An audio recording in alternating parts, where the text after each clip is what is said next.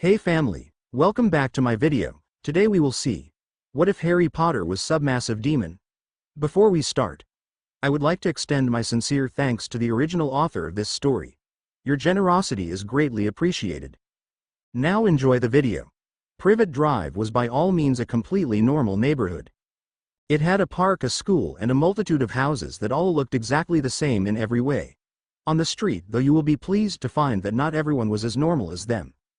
In fact, if we head on over to the Dursley household, you will find that is not the case at all.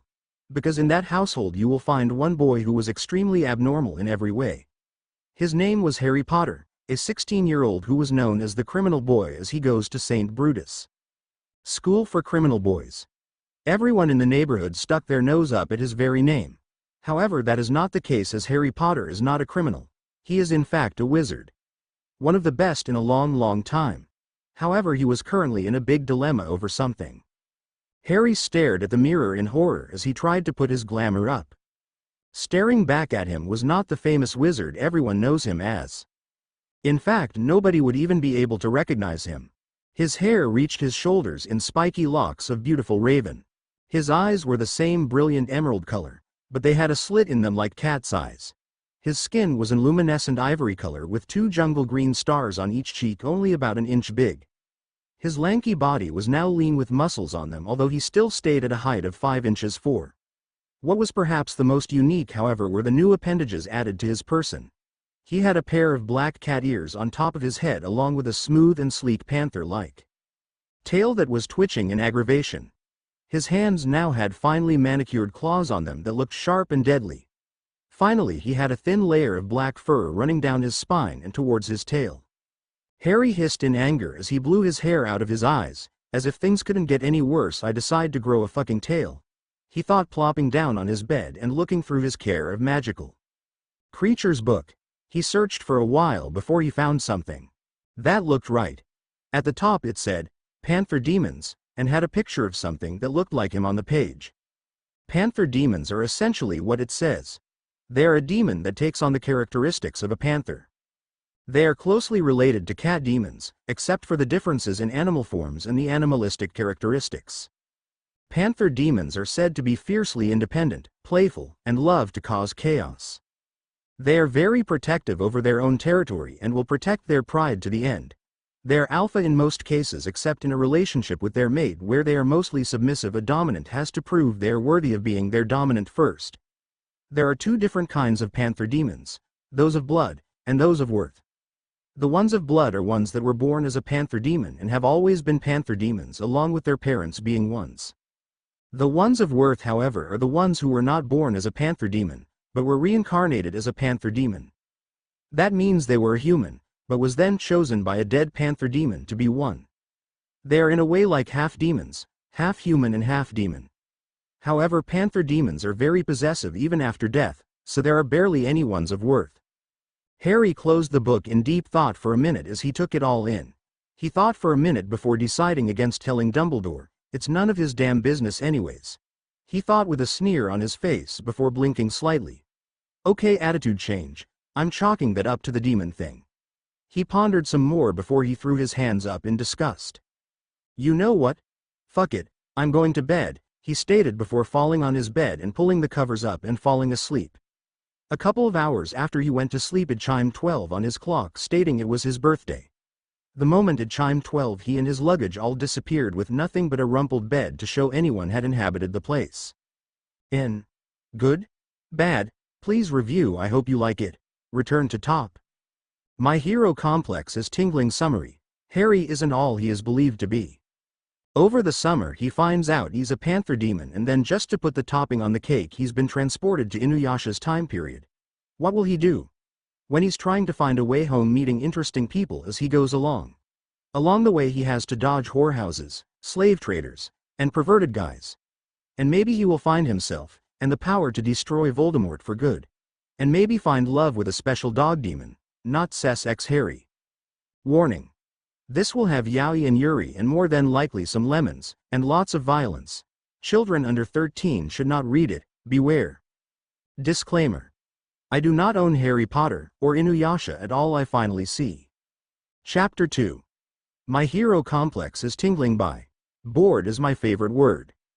Harry sighed slightly as he turned on his side in contentment, letting loose a low purr and reaching over for his blanket. Which wasn't there, unfortunately. He blearily opened his eyes and bolted upright when he saw he wasn't in his room anymore. In fact, he wasn't even on Private Doctor anymore. He quickly transfigured his clothes into something else. A pair of baggy brown pants and an army shirt before looking around and quickly deducting he had no idea where he was.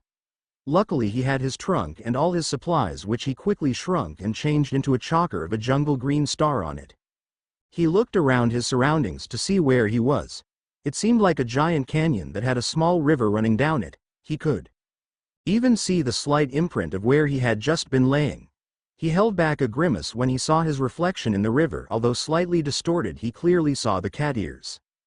I forgot about those, he mumbled, slightly annoyed to not have noticed them earlier. He sighed before wrapping his tail around his waist and transfiguring a pebble into a black beanie he put on his head to cover up his ears. He didn't know where he would end up and would rather not have to deal with frantic muggles. He sighed before heading up the bank at a leisurely walk, hoping to find a town somewhere soon. It took him about an hour before he finally came upon a village, although it looked like something from a different time altogether. He casted a quick notice me not charm on himself before trotting through the village at a leisurely pace. The whole place looked like something pulled out of a Renaissance book, with the small huts and workers going around. Although he noticed that there seemed to be a slight alertness going on around him that was a little peculiar. He swung himself on top of a hut and laid down on it, peering over the side in fascination at everything around him. He caught on to a whispered conversation going on under him and listened in curiosity. "Who do you think will be picked next?" one woman whispered. The other looked confused and voiced her question. The other looked shocked before answering. "Well, every week one person is picked from each surrounding village, including ours. Mostly teens who are exceptionally beautiful, boy or girl. They are then sent up to Bakira's place, a big town brothel house for demons. Most of the people who get sent are humans, so they can't last long before they are eventually broken. You know how vicious demons are. The men tried to fight against them, but unfortunately they were easily taken down by the Oni under Bakira's control. So they come by every week to take new men and women up there," she whispered. Harry winced at that, hissing under his breath at the thought of someone actually dominating him. "They could try, but I would introduce them to my claws in the process, just." As he thought that, he heard horses come riding up pulling a giant wagon. On the wagon was two men, one a slightly intelligent Oni, the other a shrewd-looking demon with narrowed black eyes and short black hair, wearing a traditional blue kimono. Everyone gathered around with fear reeking off them, and Harry felt some pity on them. The other got out of the cart and peered at the crowd in thinly veiled disgust. Harry narrowed his eyes at the vindictive intent coming off of him. He stated a bunch of mumbo-jumbo before he called everyone up to him and he walked through the crowds. Harry watched as he inspected the women, completely skipping over the men, since most of them all were plain and simple looking. He stopped in front of a girl no more than 14 who had her hair in two braids and big chocolate brown eyes which stared at him in horror. He grabbed her chin before smiling viciously. "Yes, you will do nicely," he stated, garnering a sob from her, and her mother and what seemed to be her father was yelling. The whole scene made Harry's heart lurch in sympathy, and he watched her get dragged to the cart. "Oh no, my hero complex is tingling," he whined in his head before muttering the severing charm at the man, completely dispelling his notice me not charm. It didn't have the satisfying affect of dislocating his head from his shoulders, because he unfortunately dodged and pushed the girl out of the way. The man looked towards him and Harry dashed away from the roof, cursing under his breath the entire way and losing his hat in the process. He almost yelped when something dive-bombed him and groaned when he saw it was a bunch of giant-ass crows. He growled angrily, blasting one away. "I fucking hate birds," he screamed, shooting even more. One however caught him by surprise and dropped a net on top of him that would not break no matter what the hell he did. He even tried biting the damn thing, but to no avail. Well, what do we have here?" asked a slimy voice that sounded remarkably like Severus Snape. He looked up in the process of entangling himself to see a pair of black eyes leering down at him. "You better let go of me, you fucking shitwad," he yelled at him, hissing in anger, the fur on his back standing on end. The other peered at him in what appeared to be glee. "Oh, Bakira will be so pleased with me. People will pay big money to be with a panther demon. Especially such a one as yourself." he stated with a face full of happiness. He took a whiff of air before a smirk appeared on his face. Even better, a virgin panther demon. Harry's face turned red at the announcement as his growling went up a pitch. You look about ready to shit yourself. He kindly informed him, getting a dirty look in response. Well, as much as I love your company, I simply must be going, so if you could untie me, perhaps I will pretend this never happened and won't tear out your throat at the first chance I get, he said with a shit-eating grin. He gave an oomph when he was thrown into the wagon and the door was slammed shut. A simple no would have worked, he yelled, rubbing one of his ears he had landed on. He stared forlornly at his handcuffs before looking up at the other occupants, who included 3 girls who were crying hysterically and another boy of about his age who was staring at the floor in anger. Only the boy looked up when he was thrown in the wagon. He stared at him before Harry got bored and started sharpening his nails lazily on the support beam, blowing the wood shavings away before sitting against it Indian style. So you can guess his surprise when he was being shaken awake a little later by one of the guards. He gave the Oni a dirty look before sitting up and doing a languid stretch that was the epitome of seductive. He looked at the other guards who were staring in lust, and Harry merely gave them the bird, you can look, but you can't touch. Remember that, gents, he stated, garnering an amused look from the other male captive. Harry looked at the place. They had stopped squinting at the place against the sunlight. It was a giant mansion-like castle thing that gave a slightly foreboding air. On the outside was a cage-like thing that held a multitude of whores in it. Probably for the lower class.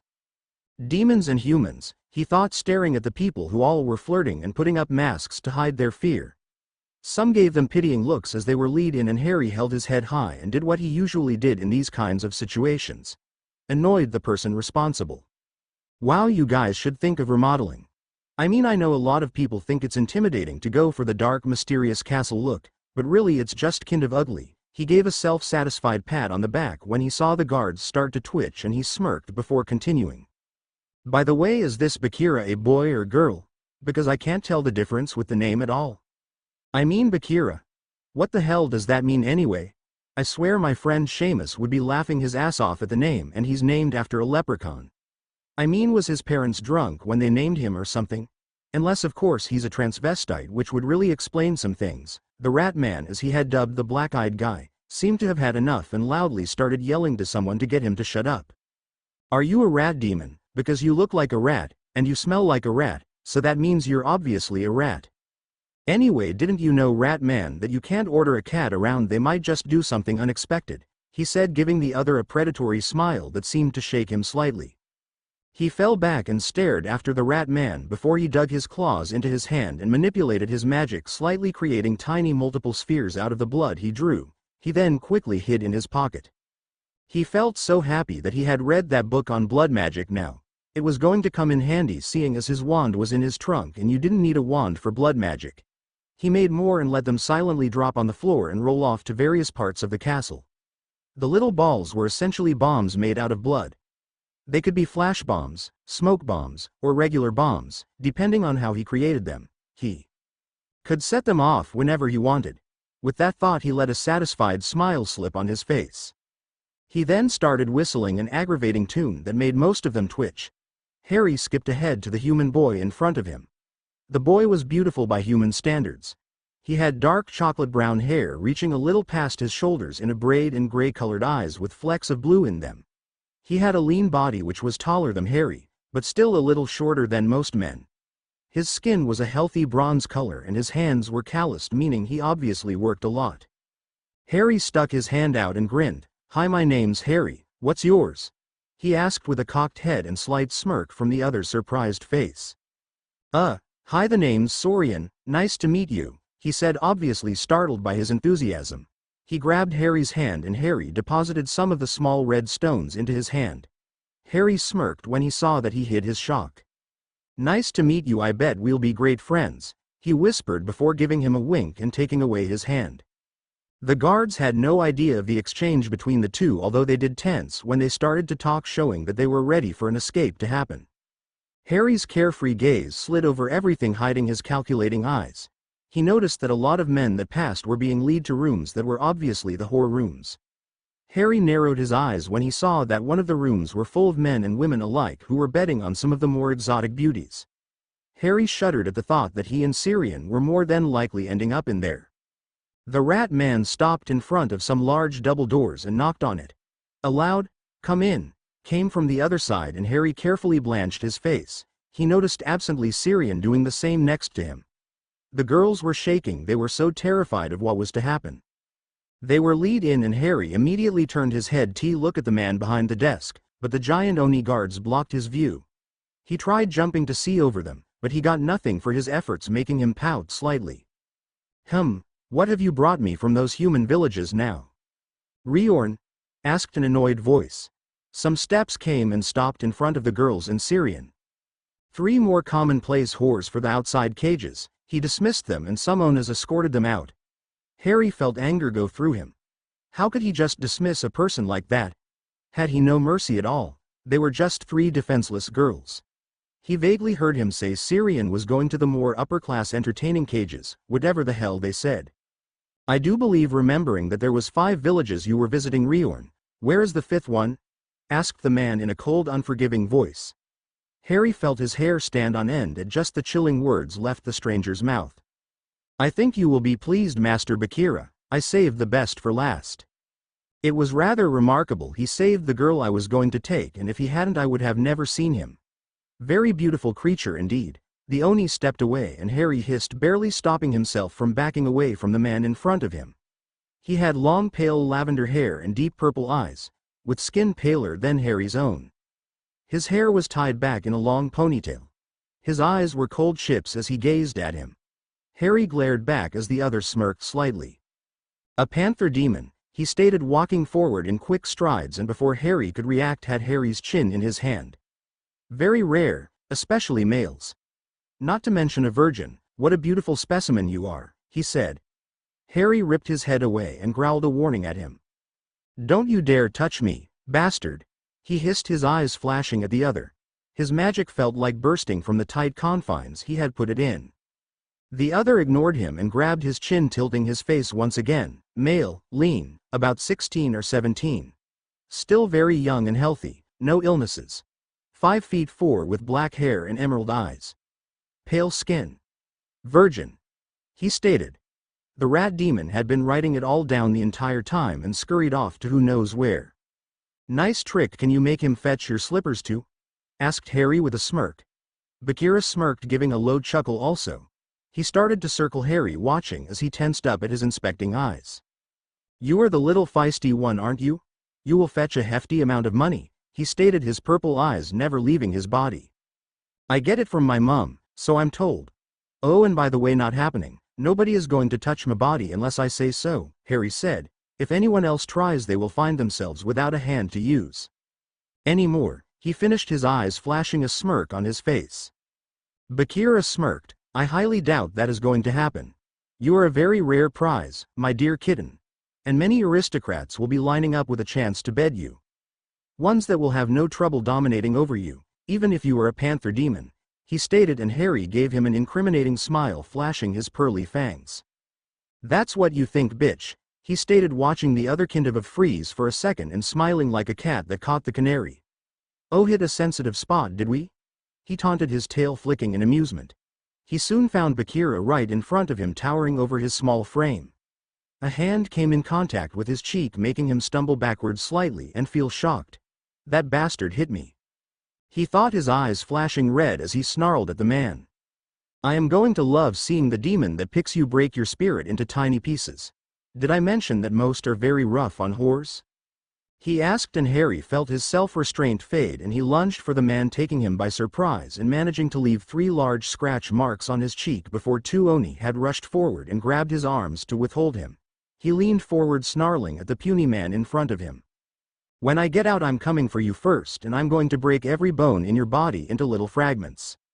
Starting with your fingers to your toes, to your scrawny neck. Then I'm going to remove your balls and leave you barely alive enough so you can experience pain the entire time you slowly die," he hissed with an unnerving smile on his face. He hawked a loogie and spat at the other's feet, a very unattractive quality he picked up from Ron, although absolutely more fun. It was the last thing he thought before he was clubbed over the head with something large and he blacked out. Good? Bad? Please review. I hope you like it. Return to top. Counter-attack summary. Harry isn't all he is believed to be. Over the summer he finds out he's a panther demon, and then just to put the topping on the cake he's been transported to Inuyasha's time period. What will he do?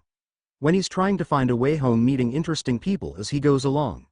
Along the way he has to dodge whorehouses, slave traders, and perverted guys. And maybe he will find himself, and the power to destroy Voldemort for good. And maybe find love with a special dog demon, not Cess X Harry. Warning. This will have yaoi and yuri and more than likely some lemons, and lots of violence. Children under 13 should not read it, beware. Disclaimer. I do not own Harry Potter, or Inuyasha at all. I finally see. Chapter 3. Counter-attack by. Bored is my favorite word. Harry groaned quietly as he looked around the place he was sat in. It was a small cell of sorts that stunk more than Seamus's underwear. It was about 7 by 7 feet and held the classic bars and giant-ass padlock. In the corner was a little pot he assumed was the toilet, and a small water basin was next to it. He lifted his head and felt the bump that was supposed to be there and was surprised to find it was healing very quickly. Oh yeah, demon, I need to stop forgetting that kind of stuff. He could tell that it was night time because there was a window down the hall that was shining moonlight. He yawned, stretching and leaning on the ground, mumbling about the floor being dirty. How can you be complaining about the floor at a time like this? Asked a voice, and Harry turned to see Syrian in the cell next to him. He blinked at him slowly before rolling onto his stomach and laying his head on his folded arms, his tail swishing in the air. It was a position just begging someone to come fuck him raw, but he didn't. Know that? A time like what? He asked curiously, tilting his head. Syrian gave him a blank look. We are about to be sold off as whores. Does that not mean anything to you? He asked, and Harry looked thoughtful for a minute before shaking his head with a smile. No, he said, and the other felt like face faulting. Harry shrugged. Besides, I could have gotten out of here a long time ago, he said, and Syrian sneered, feeling like he wanted to bang his head on the wall. Oh yeah, and how did you plan on doing that? He asked. Harry stuck his hand out and he saw some of the red balls he had given him when they shook hands. My own recipe can become knockout gas, flash bomb, and dynamite whenever I want. All I have to do is think which one and then throw it or plant it where I want with a specific time. I already have them planted everywhere in the castle. All I have to do is detonate them, he said with a grin, and Syrian went into shock. He suddenly was looking at Harry in a whole new light, and as he looked closer he could see the slightly calculating look in his eyes, like a chess master playing his moves. His face turned serious as he leaned forward towards Syrian. Do not take everything at face value, Syrian, it might get you killed. Learn how to look past what is in front of you, and then you must counter-attack it, he stated, and Syrian nodded, his head slightly dazed. Now tell me everything you can about what they plan to do to us, he demanded, and Syrian did without complaint. Tomorrow is going to be the weekly auction where Bakira sells off his most prized whores to the highest bidder. Early in the morning we are going to be taken to GT ready for the auction. You know Dallas. All up, here, Syrian sneered slightly. The guards are going to be with us every step of the way to make sure we don't rebel against them. The demons bid like you would on an auction on the concubines. Sometimes they even buy the concubine to take them back to their home, he stated, and Harry nodded slightly before fixing his eyes on Syrian. Why are you here? He asked, and Syrian gulped slightly. He didn't want to talk about it, but he felt he could trust Harry not to tell. Syrian clenched his fists before saying, my father sold me into this place, so to get some extra money. I knew it was going to happen, seeing about how he's always commenting on how pretty I was for a boy. He wouldn't let me do any yard work, because it would leave calluses on my hands, but I did it anyway. I really just wanted to get out of that place. But the one time I tried to run, he sent out the village men to drag me back, and after that kept a close eye on me. He's supposed to be getting 15% of every, he shivered slightly, customer I bring in. Silence was between them for a minute until Harry gave him a small sad smile. I'm sorry you had to go through that. I know what feels like to be around family and for them to just use you for their own means. Syrian felt his heart lighten somewhat at hearing the sincerity in Harry's words. He always felt like nobody could have life worse than him, but really he felt sort of naive to have thought that now. Some had lives way worse than his. And if Harry could have a life and still be as happy as he appears to be, then why couldn't he? Syrian suddenly grinned mischievously. So what's the plan? He asked, and he saw the grin appear on the other's face. He suddenly felt very sorry for Bakira. He was obviously way out of his league. In good? Bad? Please review. I hope you like it. Is it really purple? Summary. Harry isn't all he is believed to be. Over the summer he finds out he's a panther demon, and then just to put the topping on the cake, he's been transported to Inuyasha's time period. What will he do? When he's trying to find a way home, meeting interesting people as he goes along. Along the way he has to dodge whorehouses, slave traders, and perverted guys. And maybe he will find himself, and the power to destroy Voldemort for good. And maybe find love with a special dog demon, not Sex Harry. Warning. This will have yaoi and yuri and more than likely some lemons, and lots of violence. Children under 13 should not read it, beware. Disclaimer. I do not own Harry Potter, or Inuyasha at all. Hiya y'all. I am very happy because I keep getting reviews from my other story. Because of this I have decided to post this chapter earlier than intended. Yeah, anyways, I hope you enjoy it. Summary. Harry isn't all he is believed to be. Over the summer he finds out he's a panther demon, and then just to put the topping on the cake, he's been transported to Inuyasha's time period. What will he do? When he's trying to find a way home, meeting interesting people as he goes along. Along the way he has to dodge whorehouses, slave traders, and perverted guys. And maybe he will find himself, and the power to destroy Voldemort for good. And maybe find love with a special dog demon, not Sex Harry. Warning. This will have yaoi and yuri and more than likely some lemons, and lots of violence. Children under 13 should not read it, beware. Disclaimer. I do not own Harry Potter, or Inuyasha at all. Which means no suing, as the only thing I own of value are my French fries. And I am not afraid to fight you for them. I finally see chapter 4. Is it really purple? Bye. Bored is my favorite word. Harry sighed slightly as he hovered in that state of slight consciousness between sleep and wakefulness. He deliberated over whether or not to get up, thinking that there was really no point over it as he was quite comfortable. That problem was solved, however, when he felt someone plant their foot in his side, not enough to bruise, but enough to still hurt. He gave a nasty glare to the Oni responsible before sitting up and giving a loud yawn as he wiped his eyes of crust. Sleepy emerald eyes blinked up at the person standing above him. It's time to get ready for the auction, it stated, and Harry gave it a bored look as he stood up, brushing himself off and scowling at his dirt-covered clothes. Lead the way, dear gents, he said with a sardonic smile at them walking out of the cell. Once he was outside of the cell, his eyes glanced over the people around him. All were slightly beautiful in their own way. There was about 10 boys besides him and Syrian, and 15 girls. If he was right, then Bakira would more than likely save the best for last, mainly him and Syrian. He would make sure that the plan was set into action before it was Syrian's turn. He felt himself move on automatic as he thought back to the events that happened to him learning blood magic. Harry walked down the street in endless boredom. It was hot, there was nothing to do, and the 14-year-old was very close to just blowing something up and putting the Death Eater sign over it just to amuse himself by the chaos that would happen afterwards. He looked over to the stores he was passing and suddenly felt himself being bowled over as a boy about 7 ran over him. He looked terrified and was clutching a book to his chest like it was his only lifeline. He was saying a quick sorry, and Harry ignored it as he grabbed the kid's shoulders. Whoa. What's the rush, kid? He asked, kneeling before him. The other opened his mouth before looking over his shoulder and opening his mouth in a silent scream. Harry reacted fast. He grabbed the kid and rolled over to the side just in time to not be hit by a number of arrows. He stood up with the kid pressed against his chest and backing away from a horde of disgusting creatures. They were about his height and green-skinned with horns sticking out of their heads. He would later learn that they were called Onas. They scowled at him as the kid seemed to tremble. Get out of the way, puny human. We're here for the book and nothing else. One shouted, and they all rumbled their agreement. Harry looked down at the kid in his arms and saw that he was trembling and silently crying, and Harry felt angry that they would scare a boy like that. He looked at them before backing up. No, I think I want, he stated, and sprinted the fastest he had ever run in his entire life. He heard the roars of the creatures and headed towards the park. He winced slightly when an arrow grazed his cheek and dodged around a backstreet to try and shake them. He looked down at the kid, who was now staring at him in the most peculiar way. You wouldn't happen to know a way to stop them, would you? He asked, and the little kid shook his head, making Harry sigh. Thought not, he stated before tripping and falling to the ground. He cursed his luck as the monsters were suddenly upon them.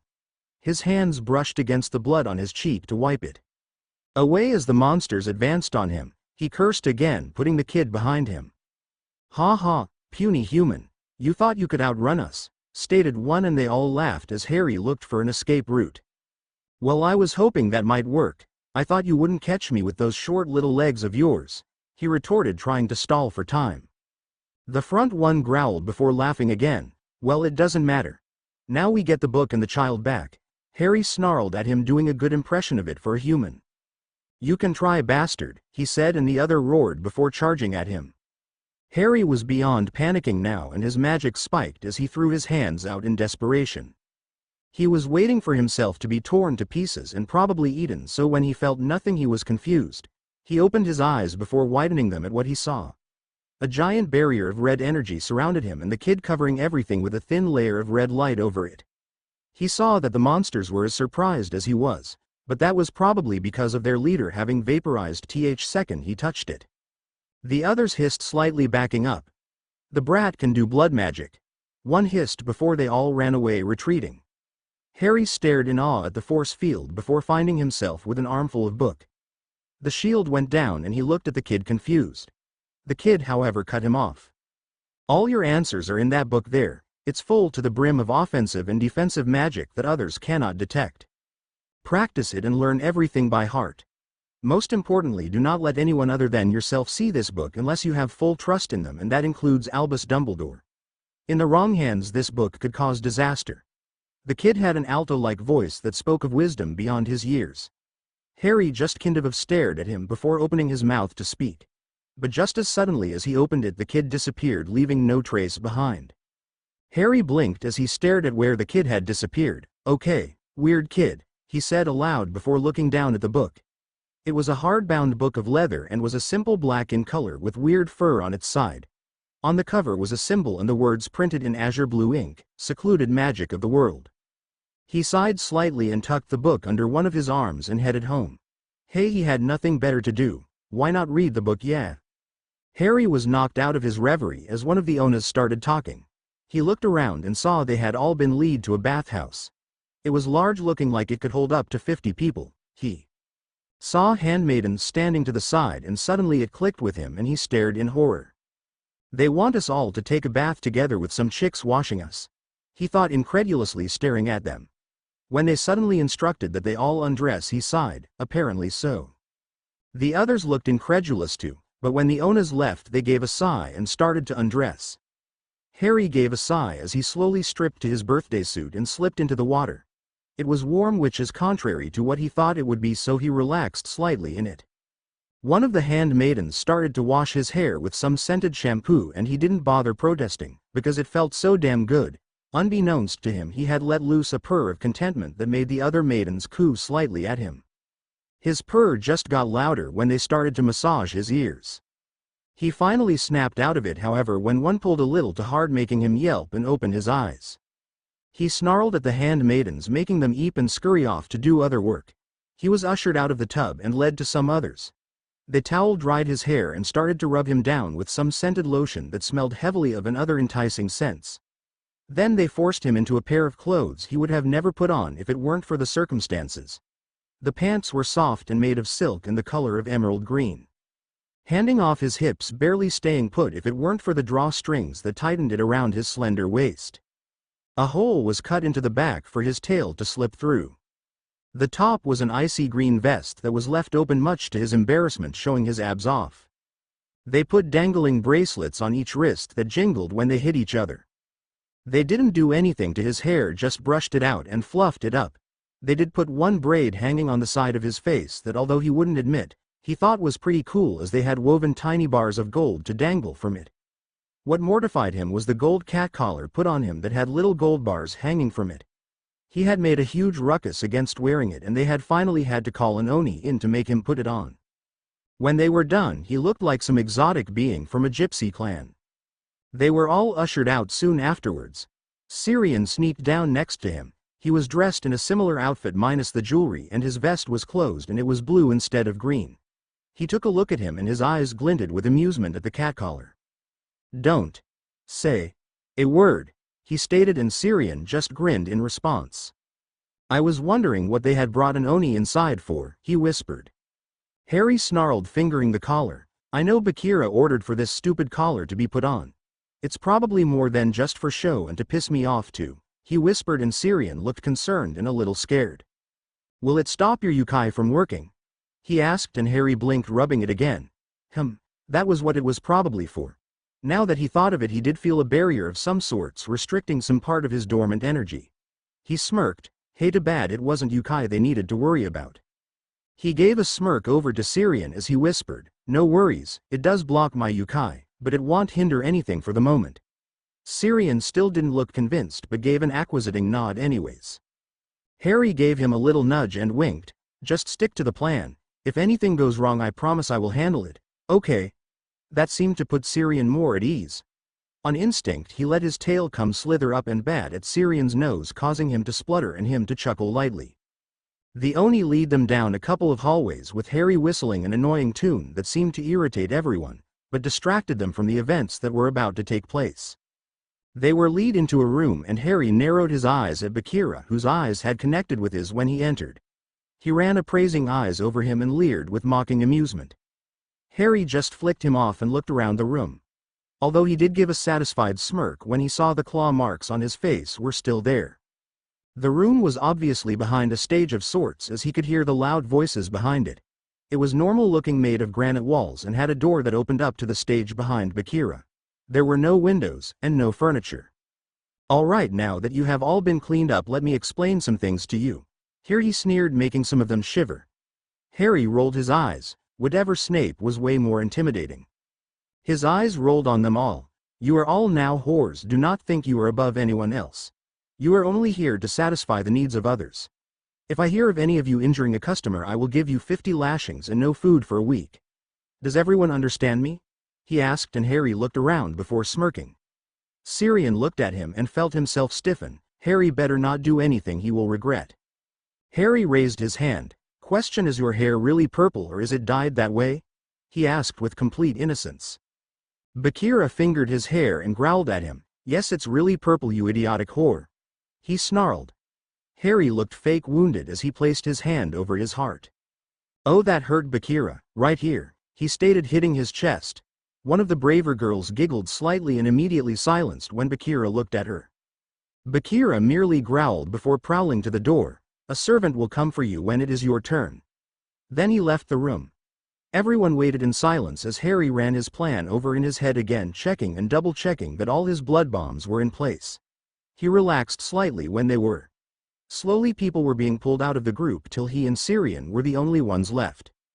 Syrian was beside himself with nervousness, and Harry's tail glided across his cheek in a reassuring manner, and he gave a smirk at him. Don't sweat about it. If anything goes wrong, we can always just kick the snot out of everyone and hightail it out of here. Although his words weren't assuring, Syrian gave him a grin of gratitude. Just then the annoying rat demon from before stepped in, calling Syrian forward. Syrian gave him a smile, and Harry winked before Syrian left the room. Harry sat pondering as he waited. It took a really long time before the rat demon came back squeaking for him. Harry leered at him in a predator-like way, making him drain of all color. He walked through the door, and before he it found himself on a podium.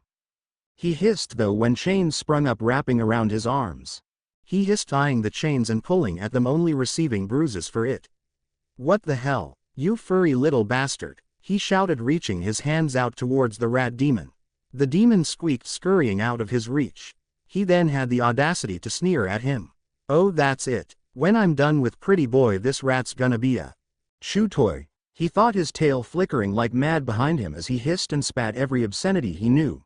This was a lot, once again thanks to Ron. As the men picked up the podium carrying him in, he caught Bakira's voice and the murmuring of the audience. A marvelous treat today, ladies and gentlemen. A very rare and exotic creature that most never have the pleasure of seeing. A panther demon. The murmuring grew at that announcement with excitement, and it only grew when Bakira continued. Not only is he a panther demon, but he is also pure, and never been touched. Just then the door opened, and Harry was almost blinded by the sheer quantity of light in the room. Not to mention all of the people. Who knew there were this many deprived people in one place? Harry had his arms folded over his chest in irritation at all of the people who were staring at him hungrily. The crowd was astonished by the beauty of the person demon in front of them. He was ethereal in his magnificence. His hair the blackest of night surrounding a sharp yet soft face that hosted 2 jungle green stars. His body was lithe and a normal height with a toned chest and stomach. His skin was an ivory color contrasting with his black hair, and yet he didn't look sickly, in fact it merely enhanced his looks. His cat ears and tail were proof that he was a panther demon and it was twitching in anger right now. His most lasting feature, however, was his eyes. A brilliant emerald green with long lashes framing them and were slid just like cat's eyes, making them appear to glow. Harry snarled at Bakira when he saw him. "When I'm through with you, Bakira, I promise even your own mother won't love you anymore." Here he smirked. Of course she probably didn't to begin with, so no problems there. "As you can see, he is a little feisty," Bakira commented casually while narrowing his eyes at Harry. Harry snorted. "Yeah, I'm so feisty I gave you scars on your pretty little face. Poor Bakira had to get his lumbering idiots to hold me down," he said in a mock baby voice. Bakira growled slightly before turning back to the audience with a flourish. "The bidding starts at 2,000. Harry ignored them as they started screaming amounts. His eyes searched out Syrian's and finally landed on him. He was currently being forced to sit in some mon's lap and his face was pale. Harry gave a slight nod to him and he nodded back. No one noticed as he dropped red marble-sized stones on the floor that scattered and rolled. Harry concentrated on Bakira, who was sitting back watching as the bidding rose higher. Harry watched him before letting loose a smirk as he whispered to him. "Hey Bakira," in a sing-song voice. Bakira looked at him with narrowed eyes. "What?" He snapped at the annoyance and Harry gave a feral grin, his eyes glinting. "I'm about to kick your ass," he stated, and then every one of his bombs exploded. Problems with crazy transvestites, I can't believe it. 11 reviews. But yeah, so many people love this story. Which is good, it gives me more incentive to write chapters. I have finally gotten a spell checker, so no more mistakes, thank God. It was getting on my nerves as much as it was getting on yours. I have gotten a lot of reviews from people and one of them was asking why Harry didn't notice the Japanese clothing and how could he speak Japanese. Well, this is very easy to answer because Harry is not in Japan. Not yet anyways. He's not even remotely near Asia, but don't worry, he will be. For now he's somewhere that speaks English. I won't tell yet, you'll find out soon enough. I hope that clears up a few things. Anyways, thanks to Lazyheim Shadow Flyer Magically Inclined Yaoi Lover 14 Cozy Fire Hedgehog Bellashade all for reviewing. I love you guys. Keep reviewing, it keeps my muse going. Warning. This story contains slash and violence. If you like neither, then you shouldn't be in the mature section. Disclaimer. I do not own Harry Potter or Inuyasha. If I did, do you think I would be taking time out of my life to write this?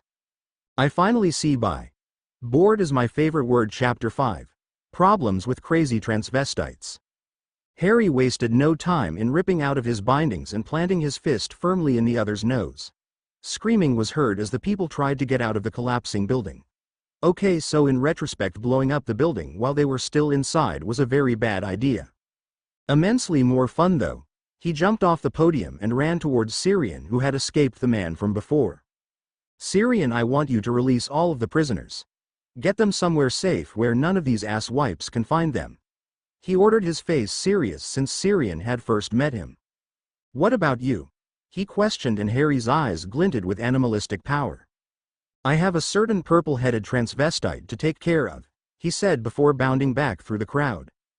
Harry bounded through the crowd searching for a certain someone when he felt himself get the wind knocked out of him. He hissed as he flipped with his cat-like agility, landing on all fours. He gingerly touched his stomach where he was hit, wincing as he felt the bruise that was already forming. Damn, that's going to leave a mark, he thought before looking over at the seething male. Bakira's eyes were bleeding red as he snarled at him and Harry felt himself grin in return. "Oh, did I make Bakira mad?" he asked in a baby voice and was vaguely reminded of Bellatrix, but shook it off. "You little whore. You've ruined everything. I'm going to kill you and then I'm going to hunt down every last panther demon and kill them all," he screamed, running towards him in quick paces. Harry was extremely thankful for his training and cat agility, or else he would have been a goner by now. "You know that will be kind of hard considering you're soon going to be microscopic dust floating in the air," He just barely avoided getting his tail chopped up. He hissed at the other, "Oh, he did not just try and chop my tail." Harry crouched down to the ground and hissed at the other and ran towards him on all fours. The other dodged and Harry took the time to dig his claws into his arms to draw blood. He was having a little trouble dodging and trying to chant the spell for the blood magic at the same time. For that he got cleaved in the stomach. He ignored the cut as he finished the spell, creating a long red glowing whip. He started flicking at Bakira with practiced ease. The other was dodging, but Harry was able to get a good hit in a couple of times. The other suddenly was closer and Harry quickly changed the weapon into a sword, just in time to block the other's claws. He jumped backwards dodging the other's claws and took another swing at him. They continued this for a while, trading blows before Bakira smirked and evil energy washed over Harry, making him freeze. Harry couldn't move. This was worse than the Imperious Curse, it literally froze him in place. "What the hell?" he questioned, barely able to move his lips to form words. He felt his collar hiss as his yokai tried to fight back. His magic was also trying to fight off the effects. He felt it swarming around the collar, slowly breaking it down. It was going to take time, he would have to stall. Well, no problem there. Bakira looked like he was ready to go into a full-blown speech. He had to resist rolling his eyes. "Idiot. What's wrong? Can't move?" he asked in a mock-caring voice. Harry clenched his teeth to resist spewing curse words at him. Instead he asked, "What did you do?" He kept a firm hold over his sword so he didn't drop it. Bakira came closer, studying him. "One of my more ingenious ideas actually. As you know, every demon is yokai of some sort. Early on in life you were supposed to train your yokai in the kind of attacks you wanted to do. I decided against just regular blasts and energy-powered attacks, like those barbarians in Asia are so keen to do. No, I decided a more subtle approach would be necessary. So I thought, what about something that would completely immobilize a person to use their body? So I worked on it until I finally got it right. My attack essentially freezes a person's nerve system, thus making it so that they are not able to react to what their brain is telling them to do. However, the downfall is that your yokai can completely burn away the attack. So I had these collars made for anyone with yokai, completely cutting them off from their yokai," he said, letting his hand graze over the collar gently. Harry gave him a dirty look as he just laughed. "Which basically means you have no way to escape. Even if you did, you would have this collar on forever and I would find you." Harry let his mind race over the possibilities. "Okay, so that means I'm screwed over. What is it about my yokai that makes it burn away the binding? Why want my magic?" He felt himself get hit in the gut, knocking the breath out of him as he flew across the room and into another wall. The wall dented, so Harry was panting heavily on the floor. He felt blood rushing from his head, and winced when he felt the pounding headache this had caused. He watched Bakira come towards him, his yokai swirling, and he suddenly had an inspiration. Yokai is inherently dark energy, but it's the intent behind which makes it diverse. Without controlling it, the energy is left to do what it basically does, which is to destroy. So if I can make my magic like my yokai energy and focus it entirely on destruction, it should burn away the attack and break the collar.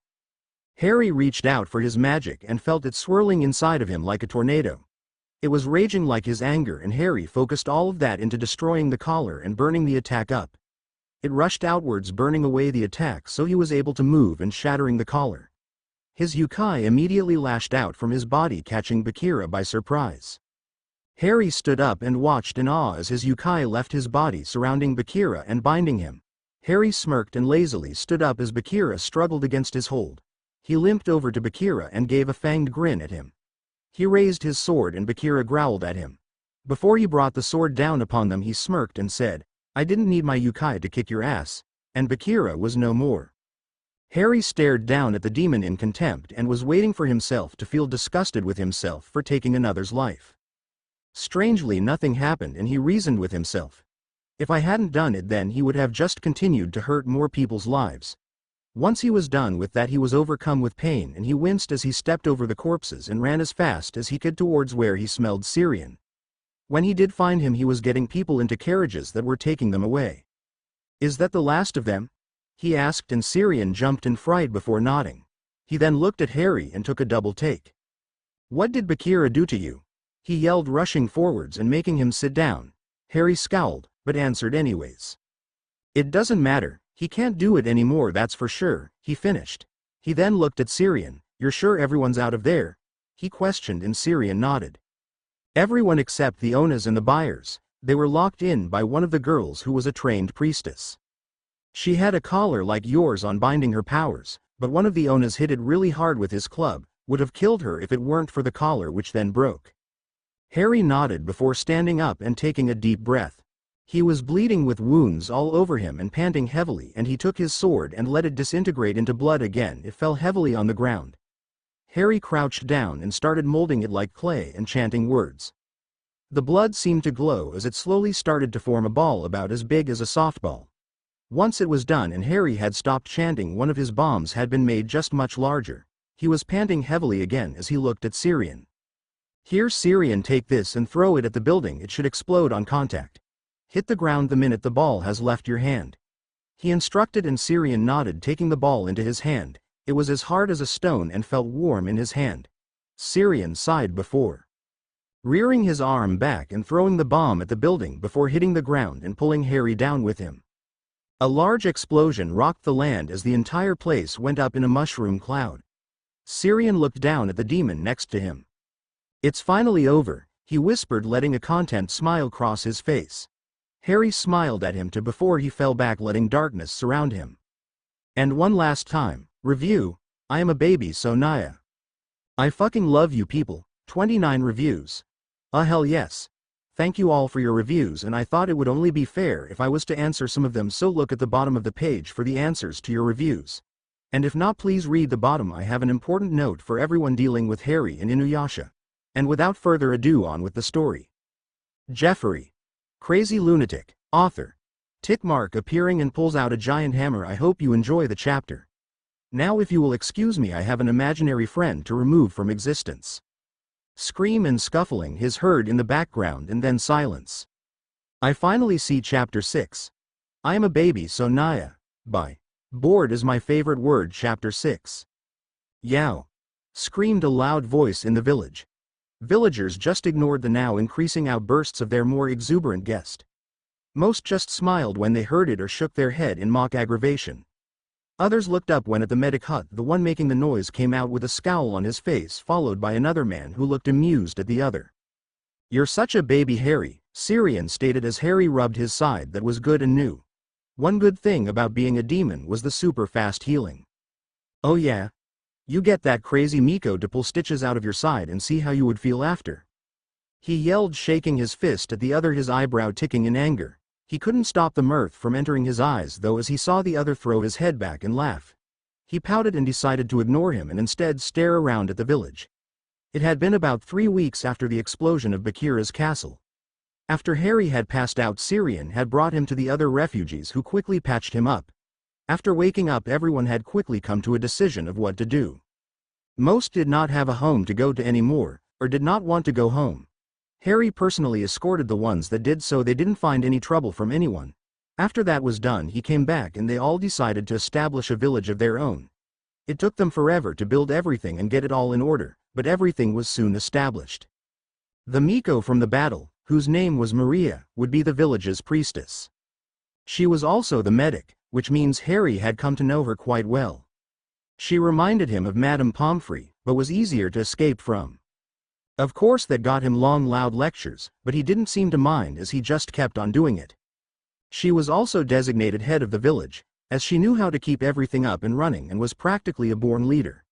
Of course she could never seem to get Harry to do what she wanted, which was okay with everyone because when he did help it was usually to do all the muscle work, which sped up progress. Also Harry had flipped through his book and had been reading up on protective wards for the village, to keep away unsavory visitors.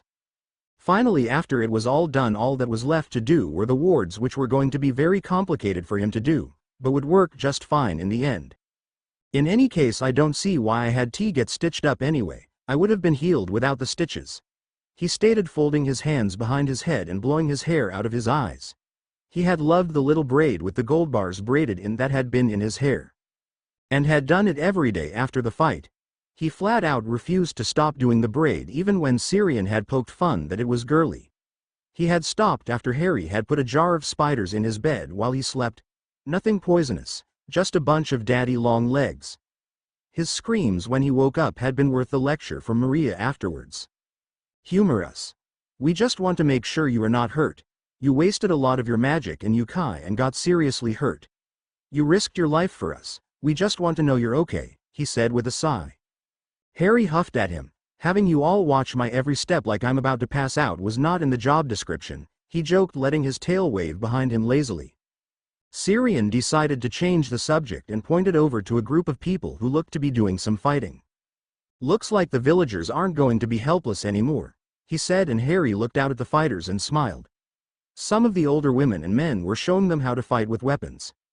A favorite among both genders were metal fans that looked like ordinary fans. Each one had a design on them that fit their owners. They were each about feet long with wooden handles. The thin fan part were the metal blades. The craftsmanship for them was amazing, as they were cut aerodynamically to move fast so they don't hinder the fighters. It had been one of the women's ideas actually, as in the whorehouse they had all been given one fan to use. She said she had always felt safer with her fan in hand, because at least then she knew she could fight with something. It was amazing how they had all gotten together and made an actual fighting style out of it. Harry loved those fans. He was more of a speedy person anyways, so it fit him perfectly. Now they were teaching the entire village how to fight with those fans, so if something bad was to happen they would not be defenseless. Harry looked at them with a smirk on his face. Yeah, I hate to be the one who gets on the bad side of them, he said before looking at Syrian and getting a grin on his face. Syrian gave him a suspicious look before his eyes widened and he opened his mouth to shout, but Harry had taken off towards the unsuspecting group. Yahoo! He veers to the left, to the right. Touchdown! He screamed, tackling one of the teachers who fell to the ground with an oomph. Harry grinned like the cat that caught the canary as all of the students laughed and the teachers grinned. They all had been tackled by Harry at some point and had gotten used to it. Harry got up, brushing himself off. And that, dear children, is why you should always be on your guard.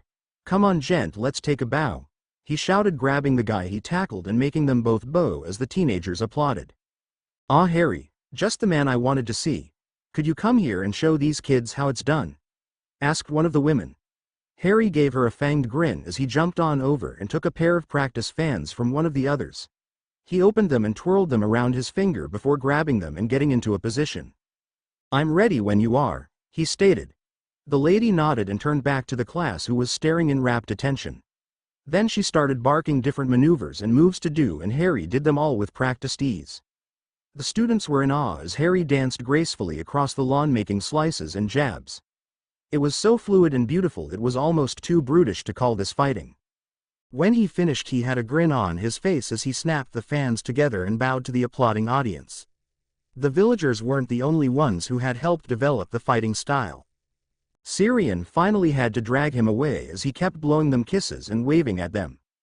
"Aw, Sari, you ruin all my fun," Harry pouted as he dragged him away, and they walked around some more.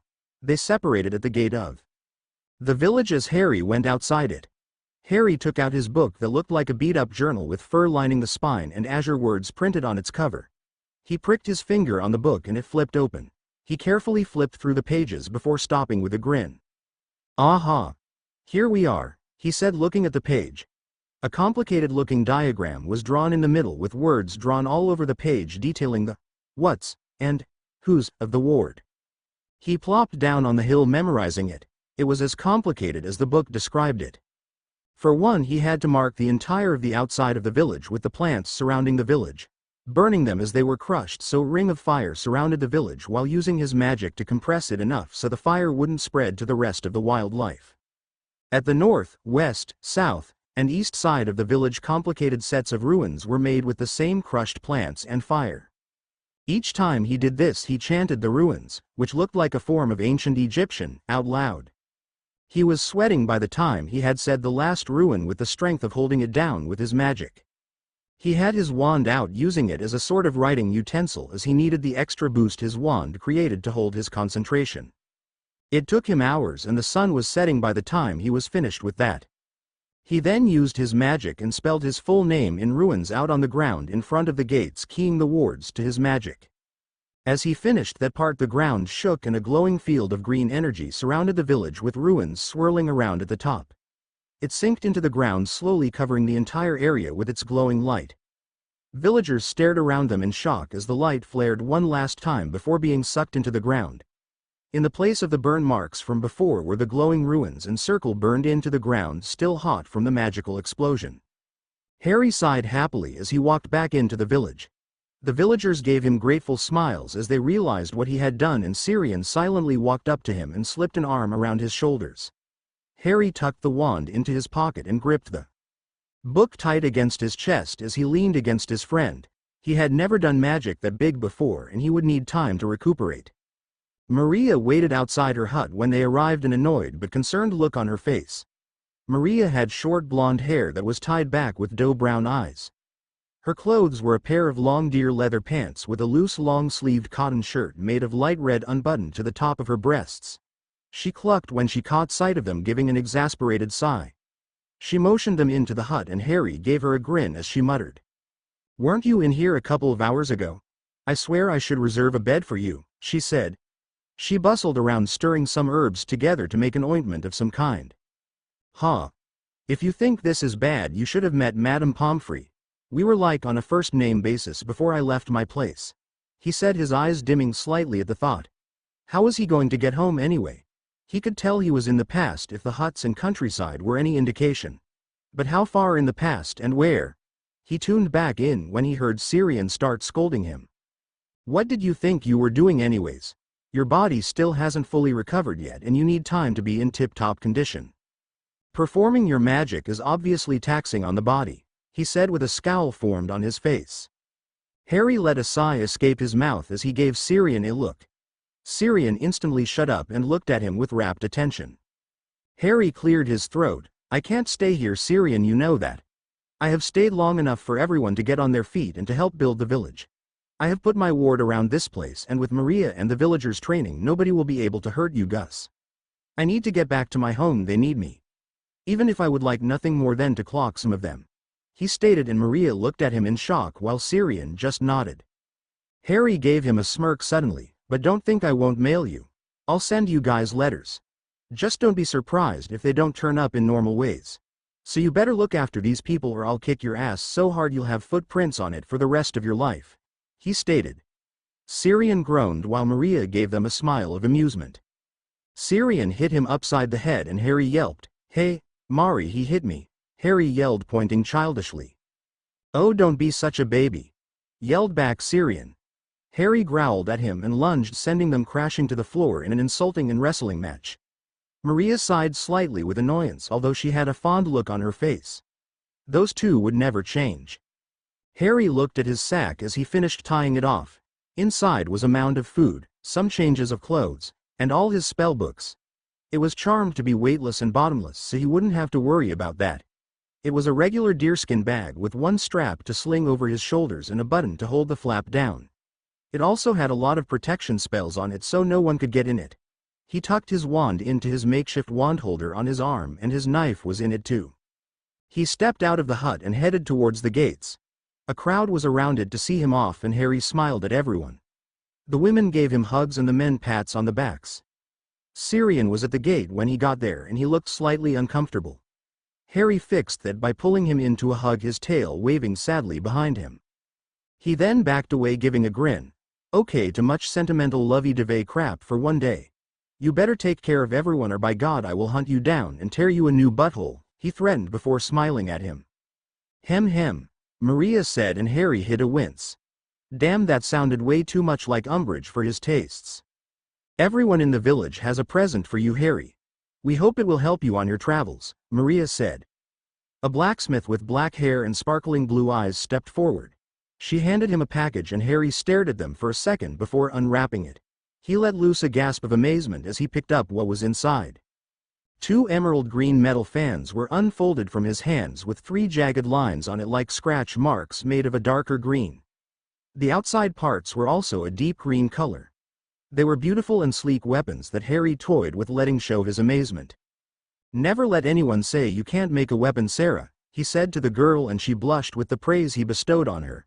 He gave her a heartfelt smile as he tucked them into his waist belt, making a note to make some holders for them. "Thank you all so much. I know it's hard to put up with me. I hope you all live long, happy lives. After the horrors you have had to endure, you deserve it." he said, and grins spread on everyone's faces. Oh, and sorry in advance, Syrian, Harry stated before pecking his cheek and Maria's and running out the gate laughing and waving to everyone as he sped past. Sorry? About what? Questioned Syrian, and Maria shrugged. How should I know? Harry is perhaps the oddest fellow I have ever met, she said, and Syrian shrugged. True, but I wouldn't have it any other way. Later that night a howl was let loose in the night as Syrian ran out the door of his hut covered in honey with feathers on him. As they all laughed at his misfortune, Maria could have sworn she heard Harry laughing with them, but she just put it off as her imagination. Thanks everyone, here are the replies for the reviews as promised. Please send more reviews, and when you're done please look at the note at the bottom of the page. Fiery Hell. Thanks for your review. You can be proud to say you were my first review and I was encouraged by it, so once again thanks. I also have been searching for a story like this. I actually got the idea from a review from one of my other stories. But thanks. Ju Miku. Thanks for the advice, and I promise not to overdo Harry's powers too much. Thanks for being truthful about what you think, and don't worry, I finally got a spell checker. Sarah R. Potter. Oh, you make me very happy. I love the praise, thanks for the compliment. Lynn Griffin. Hey, thanks for the advice. I did get a spell checker, because believe me, the mistakes were probably even more annoying to me than they were you. What can I say? I have horribly grammar skills. Bellashade. Yeah, like you're one to talk, you spelled interesting wrong. JK. Thanks for the review though, and as I have said already, I got a spell checker. Fire Hedgehog. Short but to the point, thank you. Cozy. You know you're the first person to say anything about Bakira.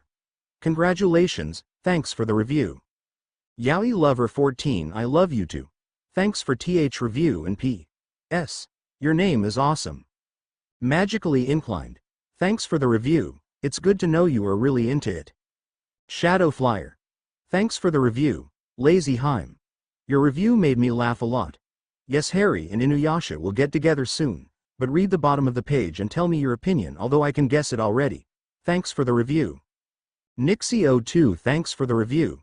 Shadowwolf 21, you are a lifesaver. I hadn't even realized my stories were only reviewable for members. When I got your review I almost had a cardiac arrest, and it took forever to find how to make non-members able to review. I finally did, but thank you so much for pointing it out. Neko in tears. No, he will defiantly meet Inu first, that I can guarantee. Thanks for the review. Shizuka Yuki. Chie boy. Harry kicks ass. Thanks for the review. Peace out. Karen. Same here. But I got bored, so I decided to write one instead. I'm glad you like the story. Angle Wings. Thanks. Glad you think so. Fire Hedgehog, thank you for the review. Here's a Sesshomaru plushie just for you. Madam Coffee. I love Harry, creature stories. It's awesome to find what authors will make him to be next. I'm actually reading a Harry where he's a basilisk and mated to a basilisk story, and it's surprisingly good. Hope you look it up, and thanks for reviewing. Sweet Single. Well, that's a cool way to say it. First time someone's called it interesting. Thanks for the review though. Yaoi Cookie. Thanks, and I fixed the whole anonymous review thing. I'm glad you like it so far, and no, Kagome won't be a bitch, although I would love nothing more than to beat her face in every other story. She's homophobic and whatnot, and I like all my stories to be different from the masses. Thanks for the review. Lil Devil 425, I am updating, damn it. JK, I laughed reading your review, so thanks. Mydred Fox 09, thanks, I try. And yes, this is Inu, Harry pairing, so no worries. Likey, thank you for your advice on how I write. I always like to find a way to improve my writing style. I am seriously thinking about what you said, and it's helpful. Thank you for your review and the advice. Tell me what you think of the note at the bottom. Starflower Gem. Sure, you can use the star thing for your stories, just try not to make it exactly alike or people will get confused. I'm glad you liked the line a lot and hope you enjoy my story. Lady Sakura Cosmos. Thanks for the review. Okay, now that is done, here is what I want to know. I want your opinion on what I should do with Harry next. Should he travel to another country and then Japan to meet Inuyasha? Meet up with Inuyasha in Japan? Meet up with Inuyasha somewhere else? I can't decide, so I want everyone to review and tell me what they want, please. It would really be helpful. Thanks. Two New Strangers and we. 58 reviews. 58 reviews. This rocks. Hell yeah, Thanks everyone for reviewing and your ideas on what I should do. I finally got all my crap together and I'm updating. Yami. Warning. This is yaoi, which means boy relationships. If you don't like that, then stop reading right now. I finally see chapter 7. Two New Strangers. By bored is my favorite word. It was dark outside and nearing midnight, but that didn't stop people from staying out. In fact, one of the bars on the street was quite packed full of drunken men, all disgustingly spending their life savings on alcohol. At one of the tables sat two of these men, merrily waving their bottles around jovially. Harry was sitting near the back as he looked around with an indifferent face, although he was secretly annoyed. He had chosen to place a simple glamour on him that would make him appear like a brunette with brown hair, and pulled a hood to cover his ears, wrapping his tail around him like a belt. Why am I here again? He thought as he sourly plucked at his coat, sipping on his rum absently. It tasted horrible, but he was parched and it wasn't too bad. Oh, that's right, I was bored. Wow, that was a great idea, he thought, sarcasm invading his mind. He was preparing to stand up and leave when he heard two men a couple tables say something about time travel. His interest was piqued and he slowly leaned back in his chair, tuning in on their conversation.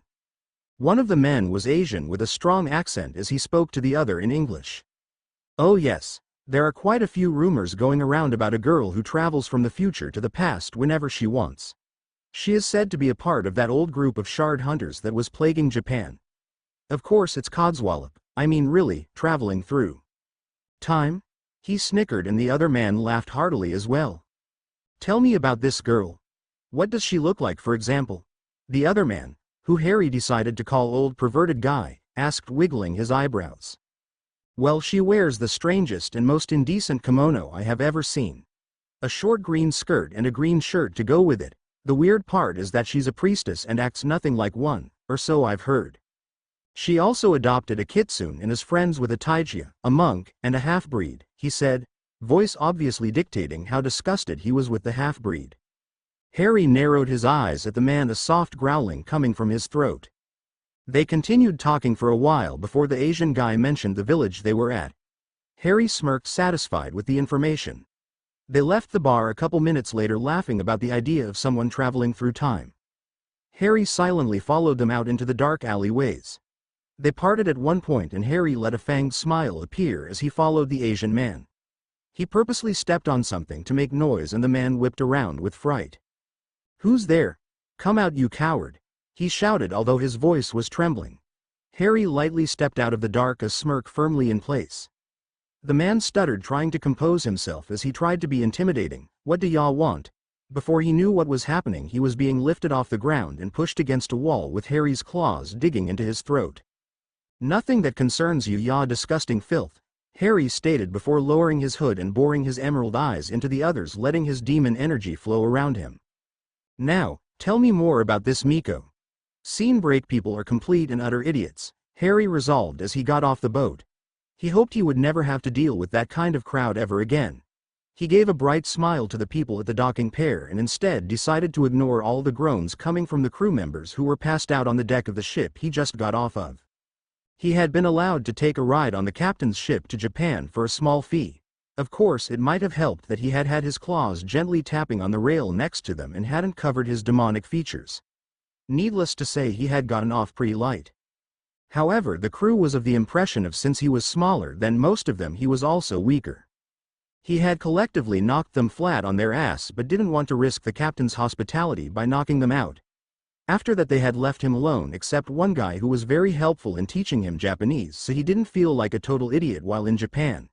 He wasn't even sure how long the trip was, but it felt pretty damn long, maybe a month or two. Well, when they finally reached land, he was just as excited as everyone else. Just not to the point where he had gotten into the drinking fest and passed out on the deck. He had bid his friend goodbye, leaving him a note and a handful of galleons for his help in Japanese, and had departed the boat. Now that he was in Japan, he looked in awe at his surroundings. The entire port was busy doing something. Asian women working on laundry and running errands, while the men did yard work. Children were running around the streets laughing and playing games, and old people were playing a game Harry thought he recognized as shogi but wasn't sure. Harry was suddenly glad he had black hair, or he would have a harder time than he already was blending in. He had kept the little gold braid and had a brown bandana wrapped around his head covering his ears. A billowy white shirt that was slightly open was worn in a pair of tight pants. It helped him blend in better, but it seemed he would always be cursed with people noticing his emerald green eyes. He heard a couple of girls nearby giggle and point to him. Harry ignored them and walked to a friendly old woman at an apple cart. Excuse me, miss?" he asked, and she looked up, giving him a smile. "What is it you need, young man?" she asked, eyeing this strange foreigner. If not for his eyes, he could pass as any regular Japanese man. You see, I'm visiting a family member of mine in a neighboring village. Unfortunately, I seem to have gotten myself lost, so you wouldn't happen to know where the Kinawaka village is, do you?" he asked. He wasn't usually this polite, but it was just an old woman and she seemed nice. She was a little astounded by this foreigner's politeness but gave him a smile. "Why yes, in fact my friend Keed lives there. Here, I'll write down the directions for you," she said, scribbling them down and blowing on the ink to get it dry. When she was done, she folded it and handed it to him, giving a brief outline of how to get there. "Thank you for helping me," he said before getting a sly look in his eyes. "Now there is only one more thing you could do to help me. You wouldn't mind selling me some of those apples, would you?" he asked. The woman laughed, agreeing, and Harry gave her one of his sickles for her apples.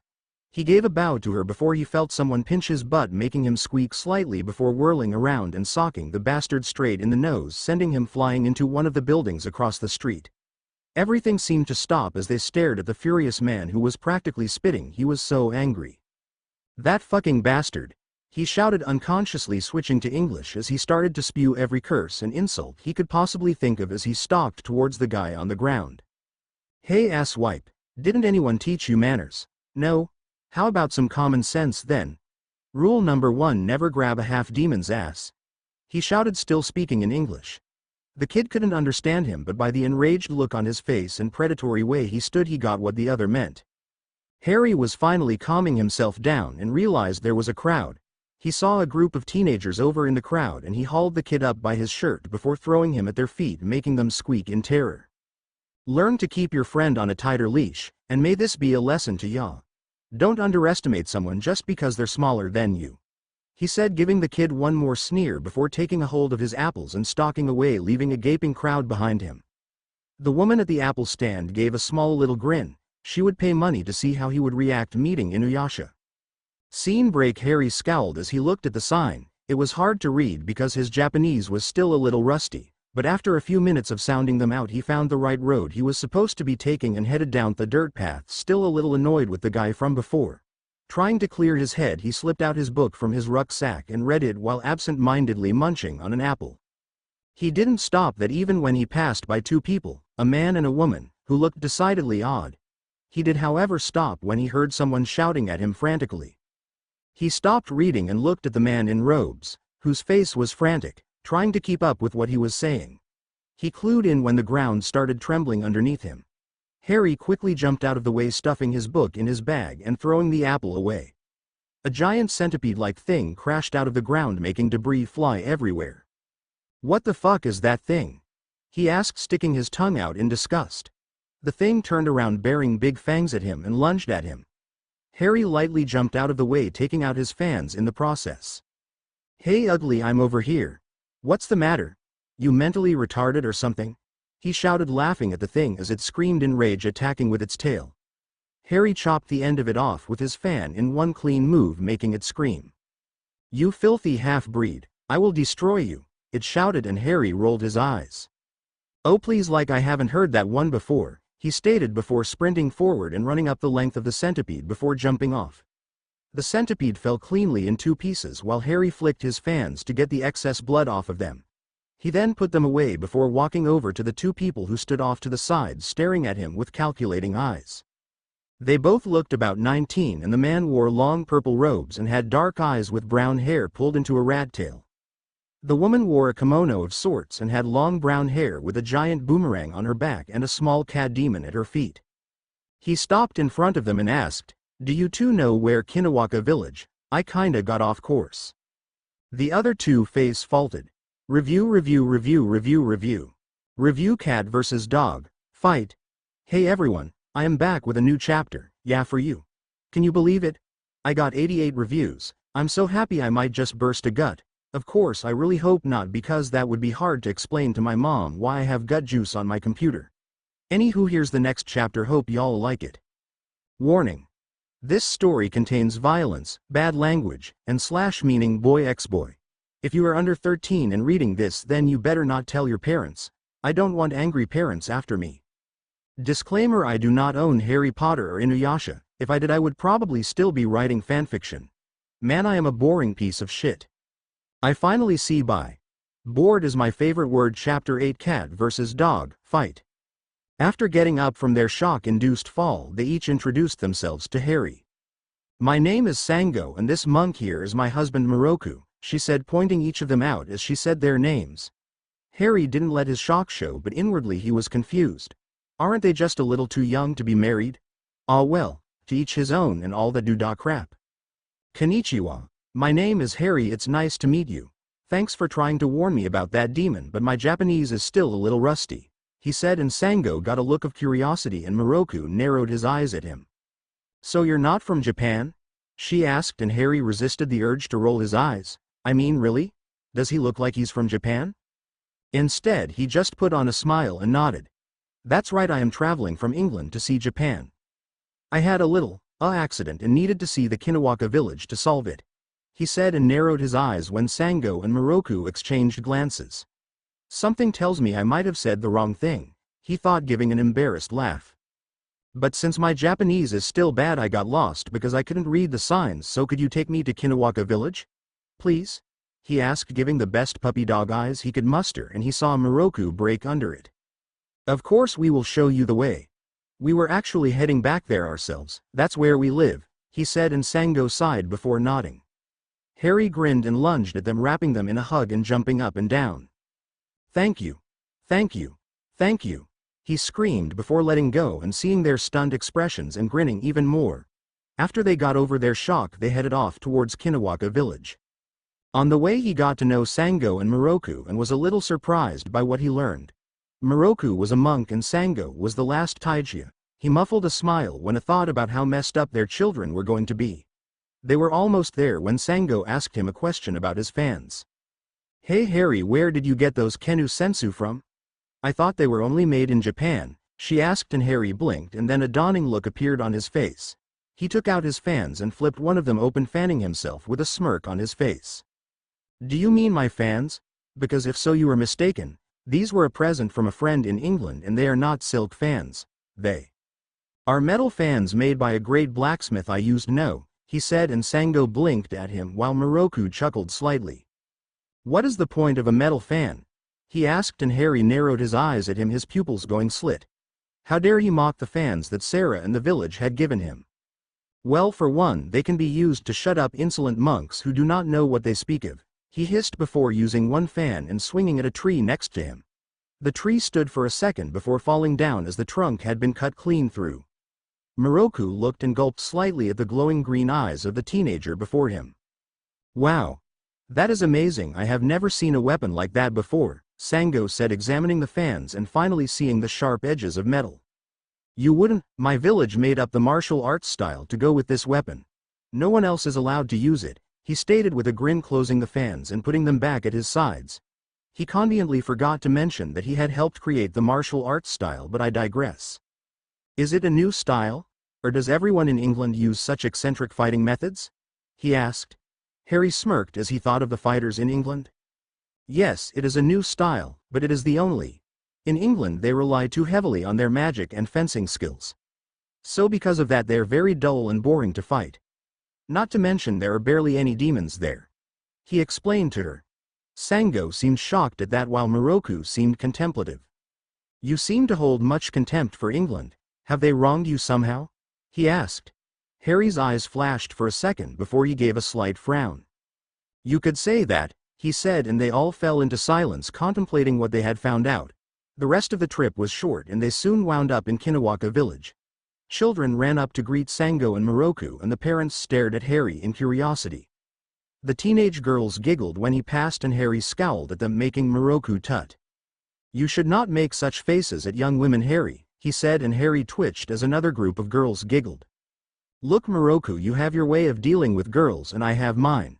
I don't comment on you and you extend me the same courtesy, capiche? He said in a clipped tone. Harry was satisfied to see Miroku refrained from commenting after that. Miroku and Sango led him to Kaide when he asked, and they arrived at a hut where a little old lady with an eye patch stood picking herbs. Miroku. Sango. It's good to see ye back, but oh, who is this stray ye picked up? She questioned, and Harry stiffened, annoyed. Who are you calling a stray, you old bag of wind? He asked before he could stop himself. Kaide didn't react, however, besides a twinkle coming to her eyes. Ye are an interesting one, aren't ye? I can only assume that ye wanted to talk to me, or ye wouldn't have come to my home. Please come inside and let me make ye some tea, she stated, and Harry blinked a little off balance before straightening and heading inside to sit down. Now what is it which ye seek, young one? She asked as Harry sipped at the herbal tea.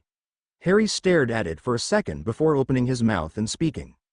I have heard tales in England about this village housing a priestess who could travel between time streams, he said, watching as Miroku and Sango stiffened slightly. Kaide just kept sipping her tea.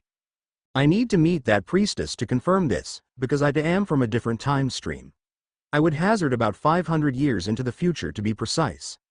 I need to know how she is doing it so I can find my way home, he stated. Miroku and Sango looked surprised at the revelation that he was a time traveler, but not as much as he would expect. His eyes narrowed suspiciously at this. Something was telling him that they knew something. How do ye know this isn't just rumors? She asked, and Harry shrugged.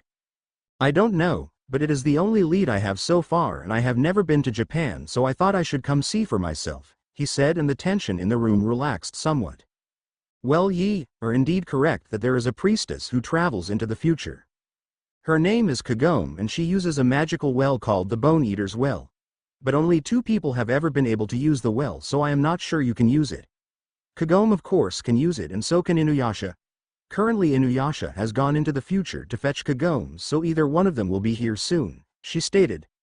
Harry frowned at the thought that the well might not work for him, but thanked her nonetheless for helping him. Wait. How do we know he is telling the truth? He could just be after the jewel, Sango said, her voice suspicious and her knuckles were white around her boomerang. Harry blew some hair out of his face. Blah, you guys need to chill out. I don't even know what jewel you are talking about, he said, crossing his arms behind his head and laying back onto the floor. Miroku interrupted before Sango blew her top. Sango, I think he is telling the truth. He did use one of Kagome's future phrases while he was talking. Besides, he does seem eccentric enough to be from Kagome's future, he finished delicately, and Harry felt amusement bubble up in his stomach. He delicately arched an eyebrow. Are you insinuating that I am weird? He asked, casually smirking when Miroku started to sweat when he let his fingers dance across his fans. No, of course not. I was simply stating that the future is vastly different from the past, that's all, he said. Harry's eyebrow climbed a little higher.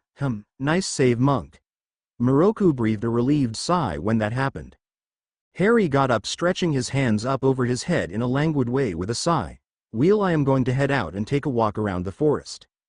I don't know how long it will be before this Kagome arrives, so I'm not going to spend it cooped up in some old woman's hut.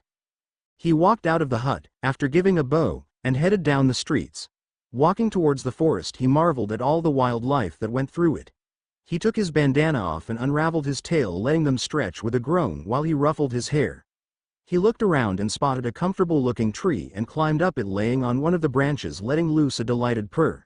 There he took out another apple and his book and started to read through it. With the gentle breeze and the warm sun, though, he soon found himself trying to stay awake.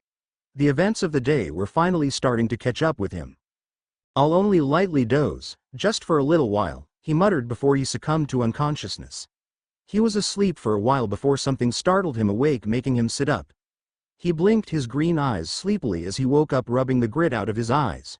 He looked around and saw nothing out of place, and he grew suspicious as he stood up, listening carefully to his surroundings. Something woke me up, but what was it?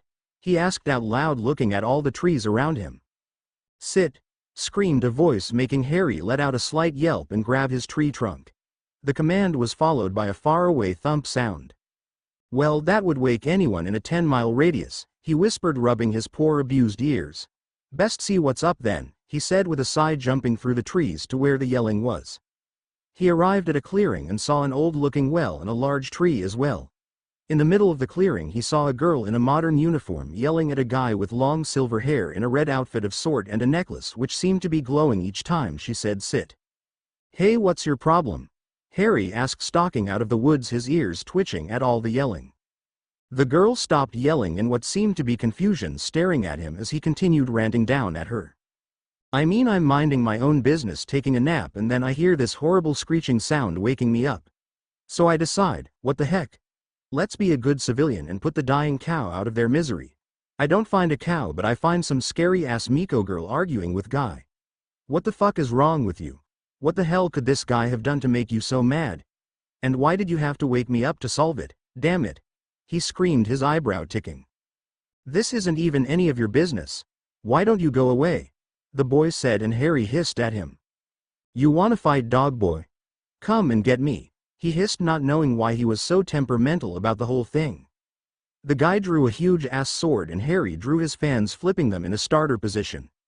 Before the other guy was about to charge, the girl jumped in front of them, her arms spread out. "Stop!" she yelled, and Harry huffed, annoyed, as did the other. "What the heck, Kagome? This guy was asking for a fight, did you hear what he called me?" he asked, and Harry smirked at him, pawing at the air in front of him like a cat would. "Ah, poor little doggy is mad," he said, laughing when Kagome restrained him again. "Look," Kagome said, pointing at Harry, "I don't care that Inuyasha is a half-demon. You won't be starting any fights with him over that," she yelled. Harry blinked at her, bewildered. Could she really think? He huffed at her, putting his fans away. "Oh please, I am not so petty. I would pick a fight with him because he is a half-demon. I just thought he would be a good fighter. Besides, doesn't he look like a little puppy when he is angry?" he teased. Both Inuyasha and Kagome seemed to pause at what he said. He groaned. "Wow, you guys must really be deaf. I am not fighting him because he is a half-demon. You guys just pissed me off because you woke me up." "Oh," Kagome said, looking flabbergasted, while Inuyasha narrowed his eyes and took a sniff at the air. His eyes widened at what he smelt. "You're a half-demon too," he stated, and Harry looked at him weird as he hesitantly replied. Yes. I'm half-panther demon," he said, and smirked when Inuyasha registered that. "Panther demon? I've never seen a panther demon before," Kagome said with a tilted head. Harry shrugged as he walked forward with his hands in his pockets. "You wouldn't, were very reclusive. I guess you could say I was the odd one out," he said with a shrug. "Oh, how rude of me. My name's Higurashi Kagome, and he's Inuyasha," she said, pointing at Inuyasha, who gave a "Fey." Harry grinned at them. "Harry Potter, I'm visiting the village. I actually needed to talk to you about something." Kagome looked a little bewildered while Inuyasha looked suspicious. Harry groaned. Why did everyone suspect he was up to something? He just wanted to use the stupid well to travel through time so he could kill a megalomaniac wizard. Was that so hard to understand? "About what?" she asked nervously, her eyes flinting from one side to the other. Well, actually about this well." He didn't get any farther when Inuyasha had his claws pointed at his throat, growling at him. Harry hissed at him, bringing his fans up against him as well. "What do you want with the Bone Eater's well?" he hissed, and Harry felt his ears flatten against his head at the feel of his yokai swarming around him. For some reason his yokai made him shiver. It was the most animalistic presence he had ever felt. Instead of letting on how it affected him, Harry growled and tried to chomp down on his fingers. Inuyasha jerked his hands back, looking surprised, while Harry smiled cheekily. "If you must know, I needed to get back to my own time. Somehow I got sent back in time and I need to get back very soon," he said. Kagome looked surprised at that, while Inuyasha looked like he didn't believe him. "How do we know you're not just some demon wanting to wreak havoc in the future?" he spat, and Harry stuck his tongue out at him. Inuyasha's inner demon was practically foaming at the mouth, wanting to put Harry in his place. I know I can ask him questions about the future and see if he gets them right," Kagome said. She sounded excited at the prospect of another time traveler. Harry drooped slightly. "Yeah, sure, but can we go do this somewhere else, because I did just wake up and my brain is tired." They all agreed and went off to Kaide's to play trivia games for the next hour. Once they got there, Harry spread out onto the rug, purring slightly at the fire on his skin. Inuyasha gulped slightly as he stared down at him, laid out in a submissive position.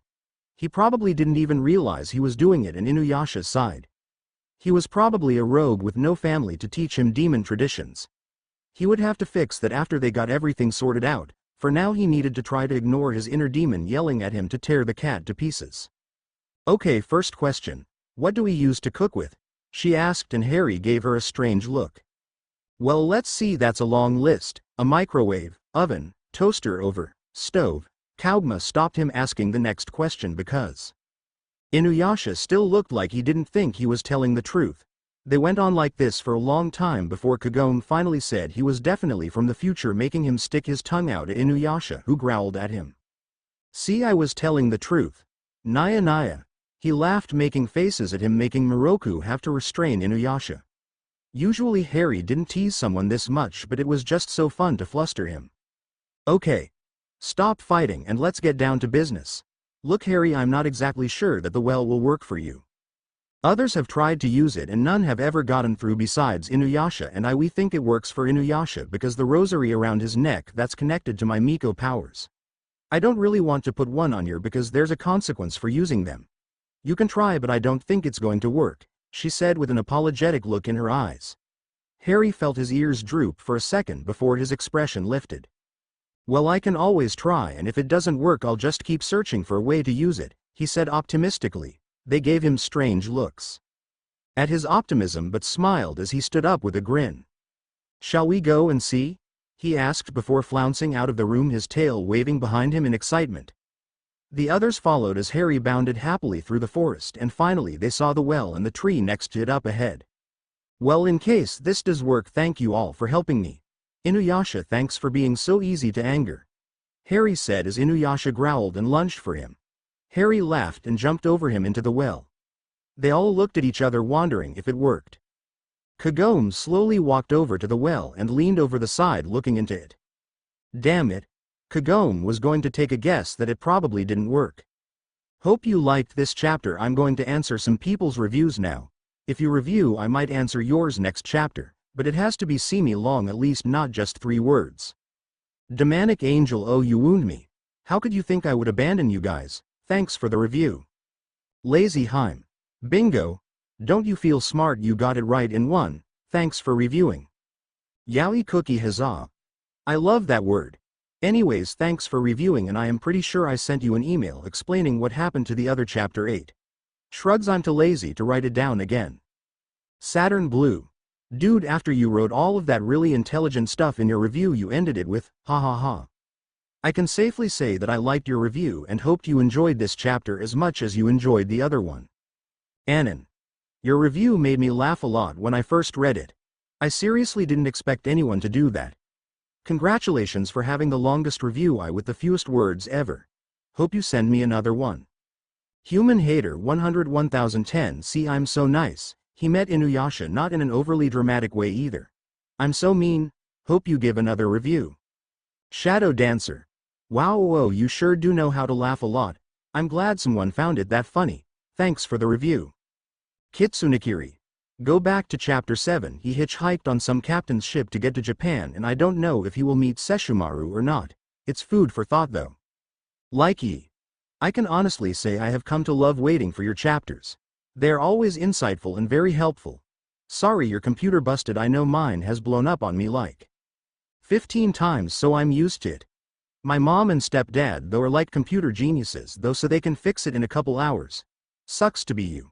The library scares me personally. I like books, but the old ladies at our library are such bitches.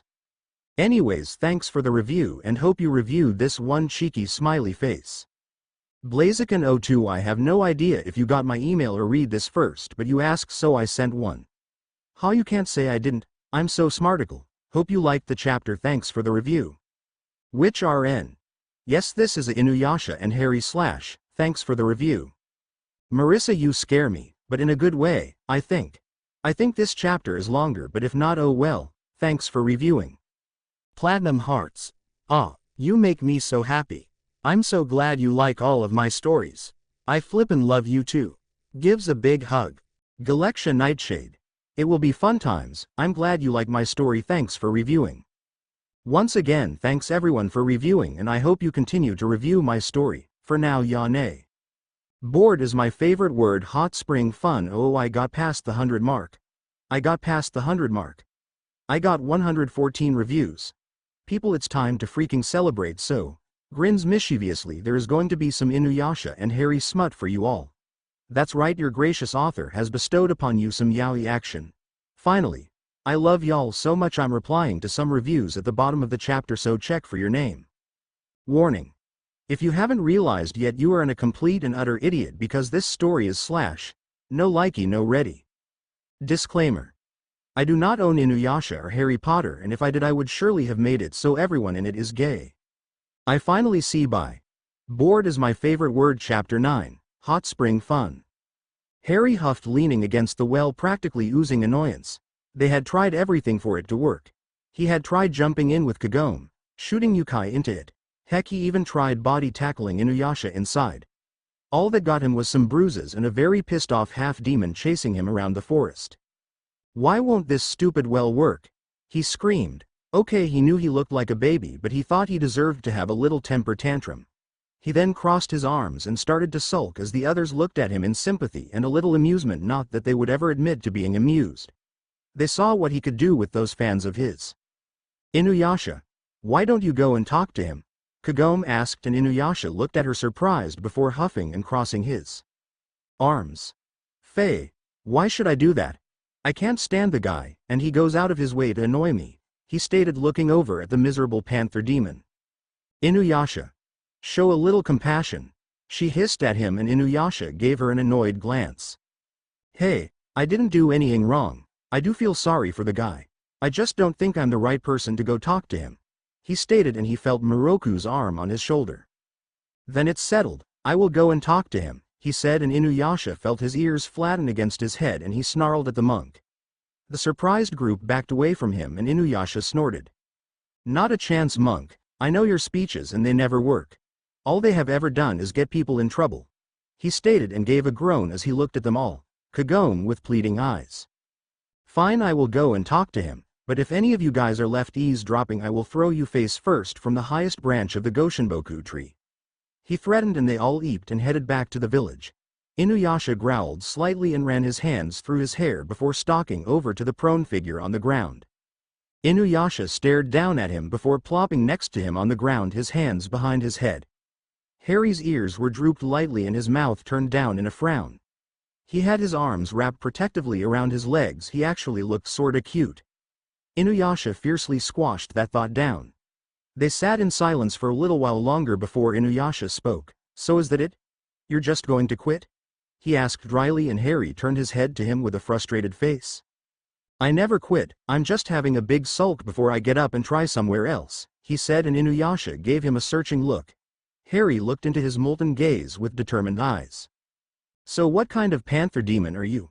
I'm going to guess because you don't have a pride you're one of worth and not blood, he said, and Harry looked at him surprised for a second at the rapid change in conversation. How do you know that? He asked, and Inuyasha gave a small grin before it turned back into the usual scowl. Harry couldn't help feeling that the grin made him look much more handsome. He felt a blush come up at what he had thought and he murderously forced it down. I came from a royal lineage of the Silver Inu clan. When I was little, all sorts of stuff got pounded into my head, even stuff about species that no one has seen in years. However, when my father died, I was banished from the castle along with my mother. That was also a clue to what you were. Most half-demons don't act as carefree as you do. You must have had a good life while you were a human, he said, and Harry let a snort pass through his lips, gaining a questioning look from the dog demon next to him. That is where you are wrong, Mr. Royalty, he said with a grin, letting his tail flick across the other's nose.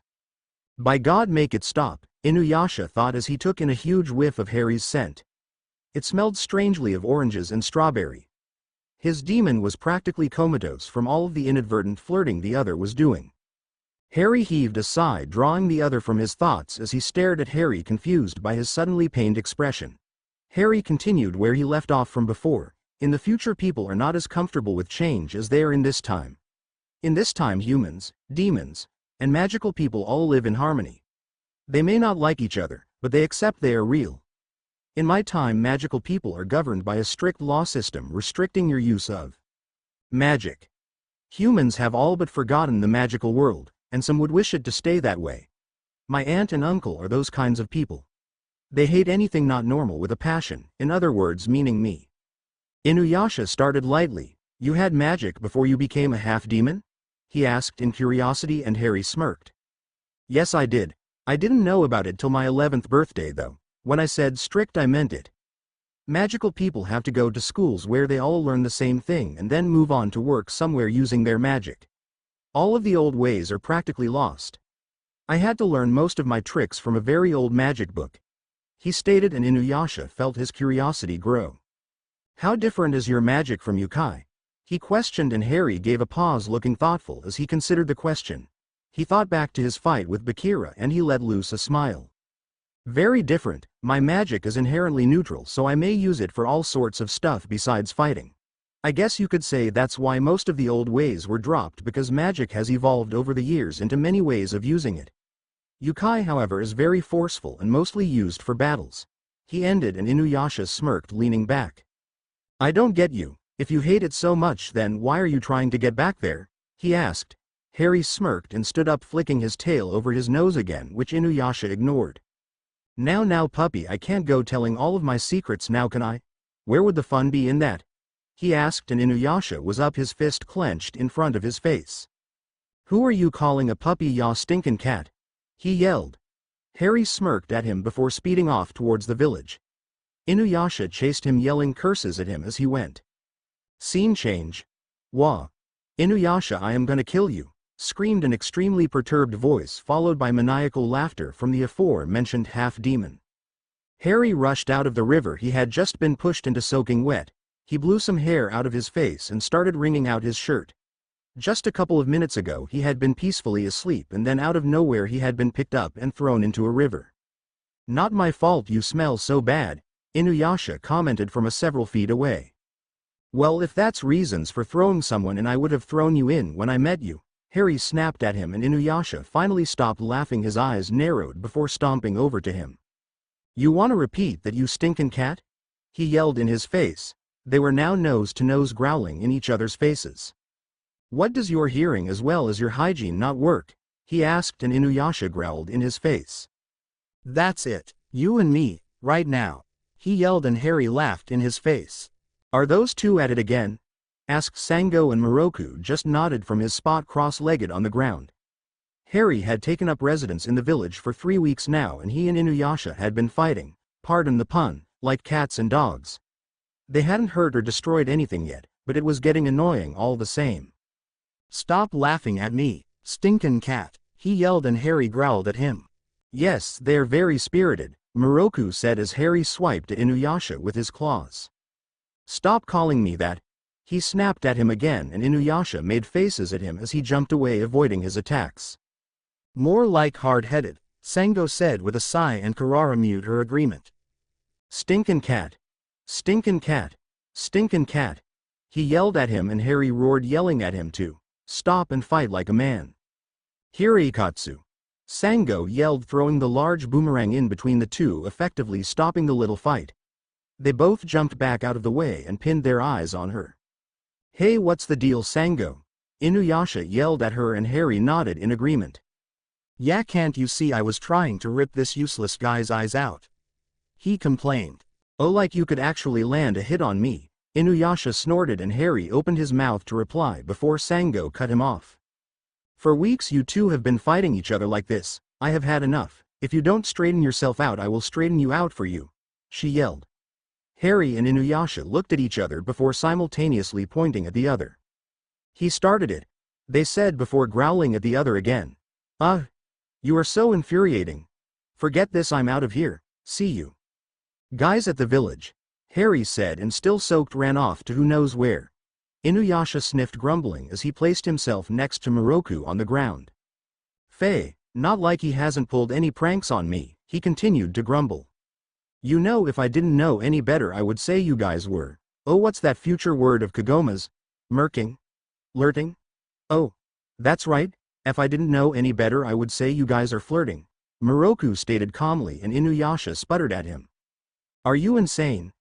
He yelled and then quieted down when he saw people by the river look over curiously and instead continued on in a harsh whisper. How could you possibly constitute us arguing all the time as flirting? He hissed. Miroku looked thoughtful. Well, you're practically always with him. Now instead of hanging around the well waiting for Kagome to return. You guys are constantly teasing each other and such. Also you growl at any guy who comes exceptionally close to Harry, he said, and Inuyasha felt his face flush at the accusations. Faye, he said before hurrying off away from him, trying to ignore the laughter coming from the monk. Don't know what Miroku's talking about, besides it's not like I've proclaimed my everlasting love for him or something. I don't like him, I can barely tolerate him, he said, unknowingly heading into the forest towards the hot springs. When he realized that was where he was heading, he decided to head on over there and get a bath. He walked there slowly, his thoughts filled with confusing notions before he heard splashing in the hot springs. I don't want to go there with someone occupying it. I guess I'll just head back, he said, and was turning around before he caught the scent of who was in the springs. The familiar smell of oranges and strawberries invaded his senses, and before he could stop himself he had gone closer, ducking behind a tree to spot him and practically drooling over what he saw. Harry stood in the water that was waist deep, covering all the essentials. His chest and arms were slick with water, showing off his lean build, and he had his head tilted back with his eyes closed. His skin was flushed pink from the hot springs, his pink lips parted slightly. In a pant, his tail floated lazily on the water like a black snake while his ears were flicking against his head. Inuyasha was suddenly feeling very reckless and came to a decision, letting his presence known by walking out of the woods. All the while his demon side was howling its approval at him. Harry's paw of Harry had been shivering and so had headed off to the hot springs immediately after leaving Inuyasha, all the while complaining about being cold and wet. He finally arrived, and after checking to make sure no one was around, had stripped down to his birthday suit and walked in. He sighed in relief at the feel of the hot water on his skin and ducked down into the water to rid himself of the cold river water. Stupid dog, throwing me into a river, he's so going to pay, he mumbled, although his previous anger was starting to leave him and his tensed muscles had unwound, letting him sigh in pleasure. He waded deeper into the water so that it came up to his belly button and just stood there for a little, letting his head tilt back so he wouldn't get a face full of steam. If he had been paying attention he would have noticed the scent of someone else nearby, but he was paying too much attention to the water. Ah, look what I found, a kitten taking a bath, a familiar voice said, and Harry gave a yelp, ducking in the water until it covered everything except his head. He turned to see who was there and saw the familiar pair of golden eyes. Inuyasha. What the hell did you think you were doing? He yelped, his face brighter than a cherry that was pumped with neon coloring. Holy crap, did he not know what privacy meant? Inuyasha laughed. Ah, is the little kitty shy? He asked and started to strip down to get in the water. Harry gulped as he took off his outer robe and his face flushed even redder than before. What are you doing? He yelped. Inuyasha arched an eyebrow and Harry noticed it made him look extremely why. Unnoticed to him, his yukai had started to leak through and seemed to be dancing around the spring in anticipation.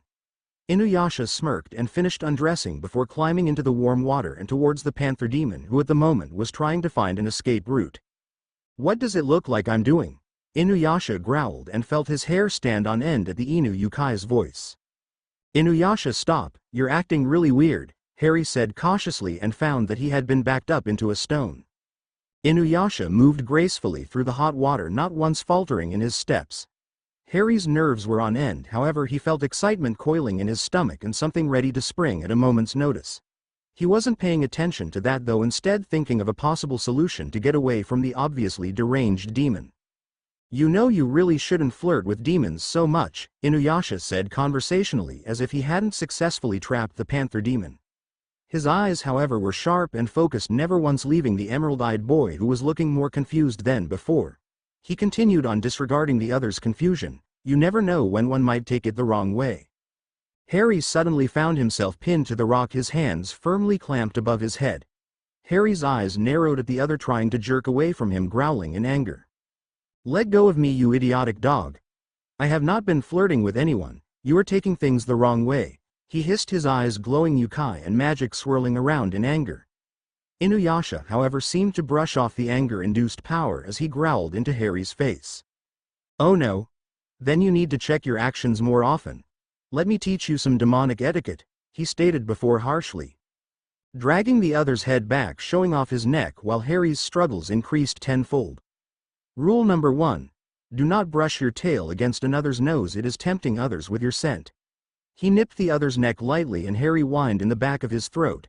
He felt his face flush in humiliation at the act, but it felt so good. He had never felt this with Cho, granted of course she didn't really count as they went past kissing. Inuyasha however was delighted by the noise the other made and continued his little lesson. Rule number 2, he said, flipping the other around so he was lying on his stomach on the wall. Inuyasha pressed himself tightly against the other, his chest pushed against the other's back while his hips were framing the other's butt. Never present yourself to a demon by lying on your stomach in their presence, he whispered into his ear, making it twitch at the other's low and sinful voice. Harry was practically dying from embarrassment. It didn't help matters that he could feel Inuyasha's groin pressed comfortably against his lower back. I get it, Inuyasha, he said, his voice soft and strained. He was spun back around to face the other's stormy molten eyes that were gazing down fiercely. No, you don't get it, Harry. You act so innocent and naive of everything around you. You don't seem to realize that there are people who would gladly fuck you straight into the ground if given the chance. You cannot let yourself give anyone get that chance. I was able to sneak up to the very edge of the hot spring without you even noticing. Your entire form screams submissive, especially since you're a panther demon. If any other demon had come by, you would have been taken on the spot. He growled furiously and Harry had to suppress the urge to bare his neck at him again. Instead he forcefully pushed the other away and snarled at him. I am not some child, Inuyasha. Unlike Kagome, I do know the dangers of the world. You seem to be of the misconception that I am just going to go gallivanting off into some person's arms and let myself be hurt. Well, you know what, you are wrong, you know nothing about what I have gone through, what I have done. I have faced worse than some horny demon who can't keep it in his pants, and how dare you assume otherwise? Oh, and just so you know, I can flirt with whoever the hell I want to. He screamed at him, his magic flickering, making the water bubble like a hot tub. Inuyasha stared at him for a second before calmly replying. No, you can't, he stated, and Harry felt his rage escalate even farther. Why the hell not? He screamed and linked when he felt soft lips cover his own in a chaste kiss. His anger immediately flew away as the other backed off, Harry's shock clearly shown on his face. Rule number 3. No other male is to get in the way of a demon courtship, so if you flirt with anyone else besides me, I will make sure no one ever finds their body, he said, and suddenly Harry found himself alone in the hot springs. Inuyasha had disappeared along with his clothes and sword. Harry gently touched his lips, his shock still overtaking him. His hand dropped and Harry collapsed against the rock. Oh boy. Grins. Oh, what is poor Harry supposed to do now? Hope y'all liked that little splash of slash. Hey, that rhymed. Splash of slash, splash of slash, splash of slash. Jeffrey hits author in the head with a giant mallet. Ow. Anyway, I answered some people's reviews down there, so if you reviewed, check it out. Hope you guys liked the chapter, so please just review. Evelyn Lucia. Lol, yeah, it really is a pity. Twiddles thumbs innocently. I'm not sure when or if Sesshomaru makes an appearance. But maybe we can add some sibling rivalry, wink wink. Potter Mental. Aletta. Grins, does this chapter answer your question? Marissa, yes, in fact it is very scary. Cowers in fear slightly. Please review some more, your reviews scare me into writing more. Likey, is that enough showing for you? Wiggles eyebrows, lol. Anyway, thanks for your review. Sorry the chapter isn't getting longer, boot, it's so hard to write longer ones when I find such good stopping places for them. I'll try to work on it though. You should feel privileged. Your and Yaoi Cookie's reviews are the only ones that I really look forward to after a chapter, which means you have to review. I love guilting people into doing stuff. P.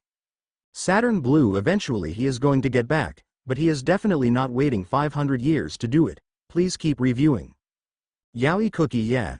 That's my one good deed for the summer out of my way. Thanks for the bucket of yaoi. I have washed my hands in it so I can write more. P. Anywho, that sucks. Summer school and a job. I would have been on my knees begging for mercy. Just out of curiosity, why did you miss an exam? Please keep reviewing. Huzzah. Lazy Heim, wink wink, yassers, the smut has began, let us all rejoice. Anyways, thanks for the review. Madam Coffee Kitty. Glad you're enjoying the story. I hope you loved this chapter as much as you liked all the others. Platinum hearts. Ah yes, my dear Platinum, who has stalked all of my stories. I just want to say thank you. I'm glad you like all of my stories so far. I promise to try and update the other 3 soon. About the Inu x Harry pairing, I think you can take an educational guess over it. I'm glad you like it because my stories are super dupery slas highliestness, and now that I updated you have to review. Koryua. I completely agree with you. Seshi-chan is so pretty, squeals. Ahem. Anyway, the one-sided Sesshomaru thing sound like a good idea actually. Maybe I'll do that. You know, add in some big sibling rivalry, that's always funny. Grins wickedly. Please keep reviewing. Pretty fans and back rubs galore. I finally see chapter 10. Pretty fans and back rubs galore. By bored is my favorite word. Kagome came back to the village the next day, making it impossible for Harry and Inuyasha to have some alone time, for which Harry was eternally grateful. He was really confused by Inuyasha's actions at the hot spring and was afraid he would start acting weird if they were alone again. However, he carried on as normal, making fun of Shippo, begging for ramen, and such. Needless to say, Harry was extremely baffled and a tad pissed off. At the moment, Harry was outside going through his katas for his fans. He was ignoring the group of girls who stood a fair ways away watching him in awe. His ego was sent up a notch at the crowd and he smirked a little before going back to his moves. Once he was done, he grabbed some cloth from nearby and tried to rub all the sweat off. He was therefore surprised when he felt a tug on his pants, and he looked down and saw a little girl with a braid and big brown eyes looking up at him with a blush on her face. Harry knelt down to her size, cocking an eyebrow at her. Yes, he asked, and her blush grew, making Harry smile in amusement. Anyo, where did you learn to dance with your pretty fans? She asked and blushed while Harry slowly blinked before looking down at his fans. He gave her a mischievous grin before, with a flick, they had opened up to her, making her give a gasp of awe. Would you like to touch them? He asked, ignoring her question, but she looked at him in astonishment. Really? She asked and squealed when Harry nodded. Just don't touch the edges, they're very sharp, he cautioned, and she gave him a puzzled look before slowly stretching a hand out and gently running a finger on the fans. She gasped when coming in contact with cool metal instead of fragile rice paper. They're made of metal, she screamed, and Harry smiled at her. Yep, they are made of metal. The village I come from created this fighting style using metal fans. What you just saw me doing wasn't dancing but was instead a series of katas that goes with the style, he explained, and she gaped in awe. That was fighting? But it was so beautiful, she said, and Harry looked at her shocked face before standing up straight. He looked over at the other girls who were obviously trying to eavesdrop on their conversation. He slipped his wand out and sent a silencing charm so no one would hear what he was saying. What is your name? He asked her, and she blushed, thinking she was rude. It's Siki, she stammered out, bowing at him. He smiled, showing off his fangs as he did so, watching as she gaped at them. He took off his bandana, watching her look in awe at his ears. Well, it's very nice to meet you, Siki-chan. Let me give you a little advice. Not everything is as it first appears, he said, and flicked his wand to conjure 2 paper fans with beautiful purple and blue flowers printed on it. He took them out, flicking them open, watching as her eyes trailed them with awe in her face. Do you like them, Siki-chan? He questioned, and she nodded lightly with childish glee at seeing something so pretty. What do you want to do with your life, Siki? Do you want to stay home and be a regular housewife? Or do you want to do something more? He asked, and she blushed lightly, obviously trying to fight against something before she gave a wistful sigh. When I grow up, I really want to be a doctor, but don't tell anyone. My daddy would get mad, she said, and Harry nodded before placing the fans in her hands. Siki-chan, I want you to grow up and be the best doctor you can be. Show everyone what you're made of and keep these fans with you always. Once you become a great doctor, I want you to give these fans to your apprentice, but no one else. Don't give it to any other girls in the village, and don't tell them about our conversation unless you want to. Above all else, do not get a big ego over the fact I gave you these, he stated, and she looked in shock at him once again, making Harry's smile widen. Why are you giving me them, Potter-sama? She asked, and Harry smirked, tweaking her nose. It is a personal matter to me. Besides, people need more female doctors in the world, he stated. Arigato, Potter-sama. I shall become the best doctor ever, I promise, she said enthusiastically, holding the fans tight. Harry gave a smile to her before shooing her off to finish her chores and heading back to Cade's. He hadn't told anyone, but he would be leaving soon, as he still had to find a way home. He was a little scared of what Inuyasha would do over that, especially with the whole courting thing, which he was still mystified about. He would have to ask someone about it. Maybe Sango knew she was a demon slayer after all. "That was a nice thing you did back there," said a voice, and Harry, startled, jumped up, his ears standing on end as he let out a hiss of surprise. Laughter filled his ears as Inuyasha came into view from his spot in one of the trees. Harry scowled at him, trying to make his nerves settle down. It was the first time they had been alone since that incident, and he was suspicious he would do something again. "Damn it, Inuyasha, don't sneak up on me like that," he shouted, and Inuyasha looked amused at him, making Harry just want to scratch the smirk off his bloody face. "You should be more aware of your surroundings," he said, and he flicked him off, continuing on ahead while Inuyasha casually started walking next to him. "Let me guess, Kagome went home, right?" Harry drawled, and Inuyasha's light-hearted face suddenly darkened as he stiffened at the girl's name. "Yeah," he grunted. Harry felt his curiosity peak as he saw the obviously annoyed expression on his face. It held a sort of tiredness, as if something that happened a lot happened once again and Inuyasha was bored of it. Harry stopped and stared at Inuyasha for a couple of seconds while Inuyasha tiredly looked back. What had happened between him and Kagome? "Did you two have another fight?" Harry asked gently while Inuyasha stiffened. "Yes," he muttered, slumping a little, and Harry felt all of the caution and suspicion he had pent up for the last week just leave him as he saw Inuyasha's defeated look. Harry hurled himself at Inuyasha and gave him a hug, his arms wrapping around the other's firm and toned sides. Inuyasha was shocked by the unexpected move, reflexively wrapping his arms around Harry to keep balanced. He finally relaxed, burying his head into Harry's hair and inhaling his scent. After a moment, Harry pulled away and with an impish grin grabbed onto his hand and started running down the road, Inuyasha yelping at the unexpected movement. "Come on, I got an idea that should cheer you up," Harry shouted happily as they hopped over some fallen branches. "I don't need cheering up," Inuyasha scowled, starting to come out of his funk. However, he continued to let Harry pull him towards their destination. He was a little let down though when they arrived at Kade's hut. "What are we doing at the old hag's place?" Inuyasha asked, and Harry just smiled and pulled him inside. Nobody was there, which caught Inuyasha's immediate attention. "Kade is visiting her friend from the village I arrived in, and Sango, Miroku, and Shippo left to help another village with some demon problems. They shouldn't be back for about 2 days, I think," Harry added as an afterthought as he started up a fire and set to warming up some type of oil. "2 days?" Inuyasha asked with an odd look in his eyes, which Harry didn't catch because he was busy with the oil.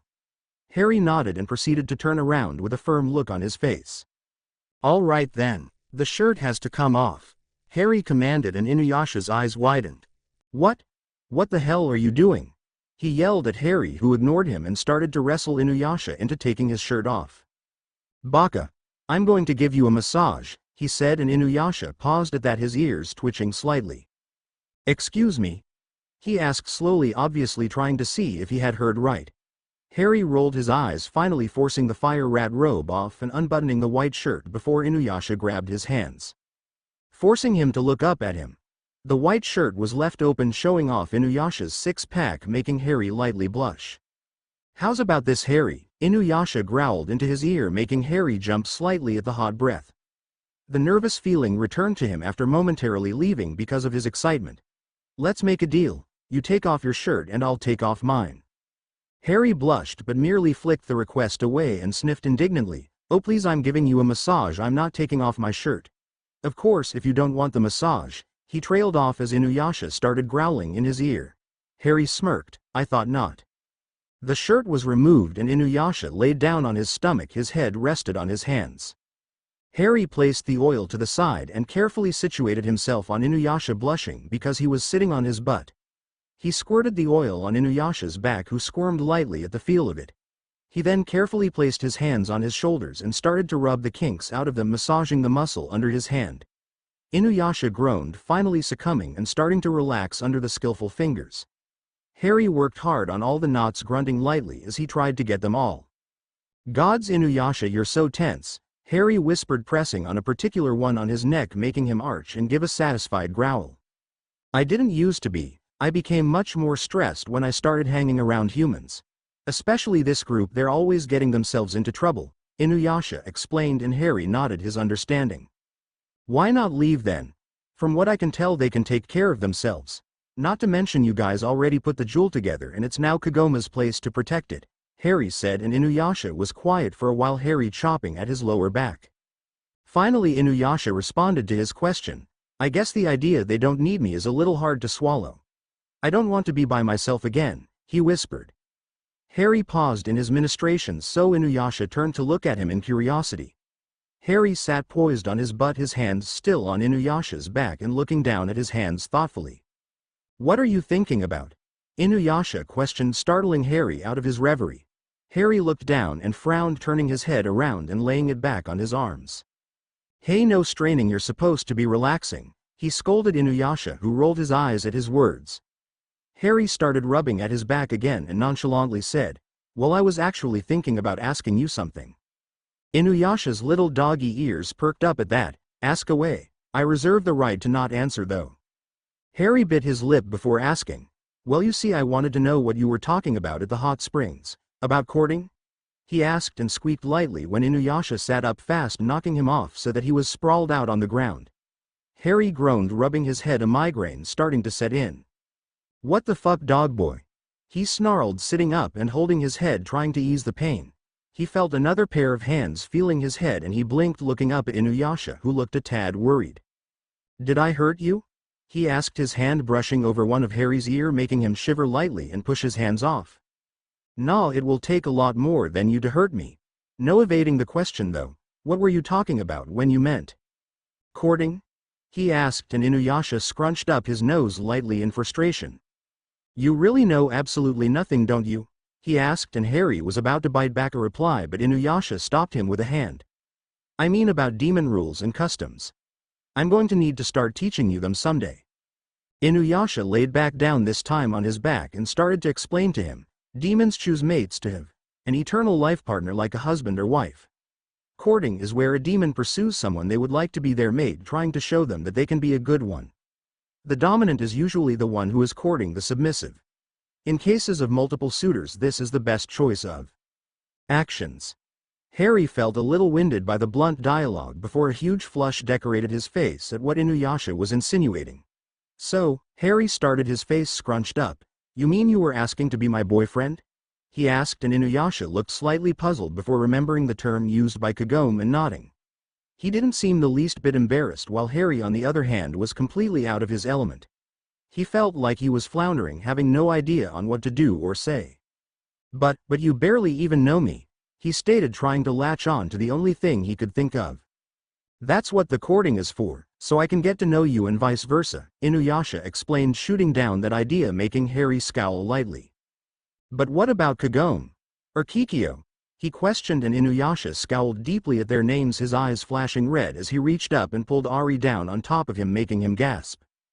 I would never mate with a soulless bitch like Kikyo, and as for Kagome, we could never have a stable relationship no matter what she might think.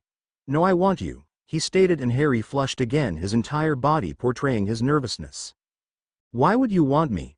He asked, desperate to not give in. Inuyasha smirked at him, his hands making their way along Harry's back as he answered.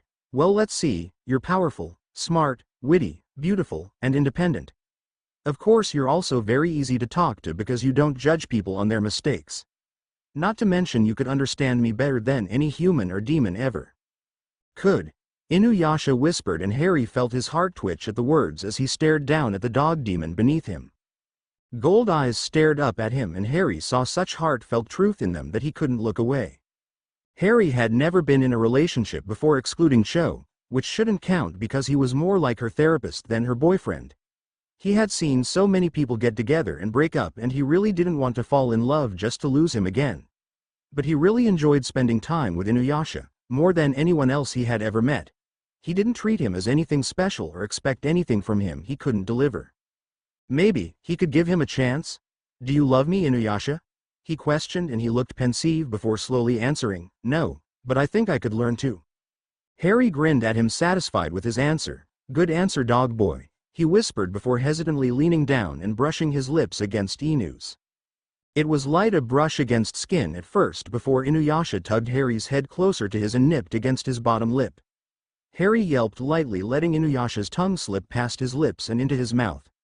Harry moaned, brushing his tongue against the others, continuing to kiss him before the necessity of air came up and they had to back away. Inuyasha looked satisfied with his work as he looked above at the flushed face of his intended. Harry was breathing a little hard, his lips bruised from the kissing and his eyes darkened a shade in pleasure. Well, now that that problem has been solved, why don't we get back to that massage him? Inuyasha asked, a smirk appearing on his face as Harry growled at him before grinning. Fine, but this time I'm massaging your chest. He purred, his hands already climbing up Inuyasha's sides and towards his rock-hard abs, tightening under the feel of his fingers. Inuyasha gulped lightly. Oh. Scene skip. Inuyasha groaned the next morning as he woke up. He noticed that a small body was curled against his side and he frowned, trying to remember what happened yesterday. He opened his eyes slightly and saw the top of a head of black hair and 2 cat ears twitching, brushing his nose, making him feel ticklish. Oh yes, now I remember. Harry gave me that massage, he thought, and tiredly got up from his position. Harry sighed, cuddling in on himself like a cat curled on a couch. Inuyasha felt a giant grin spread across his face as he remembered his words yesterday.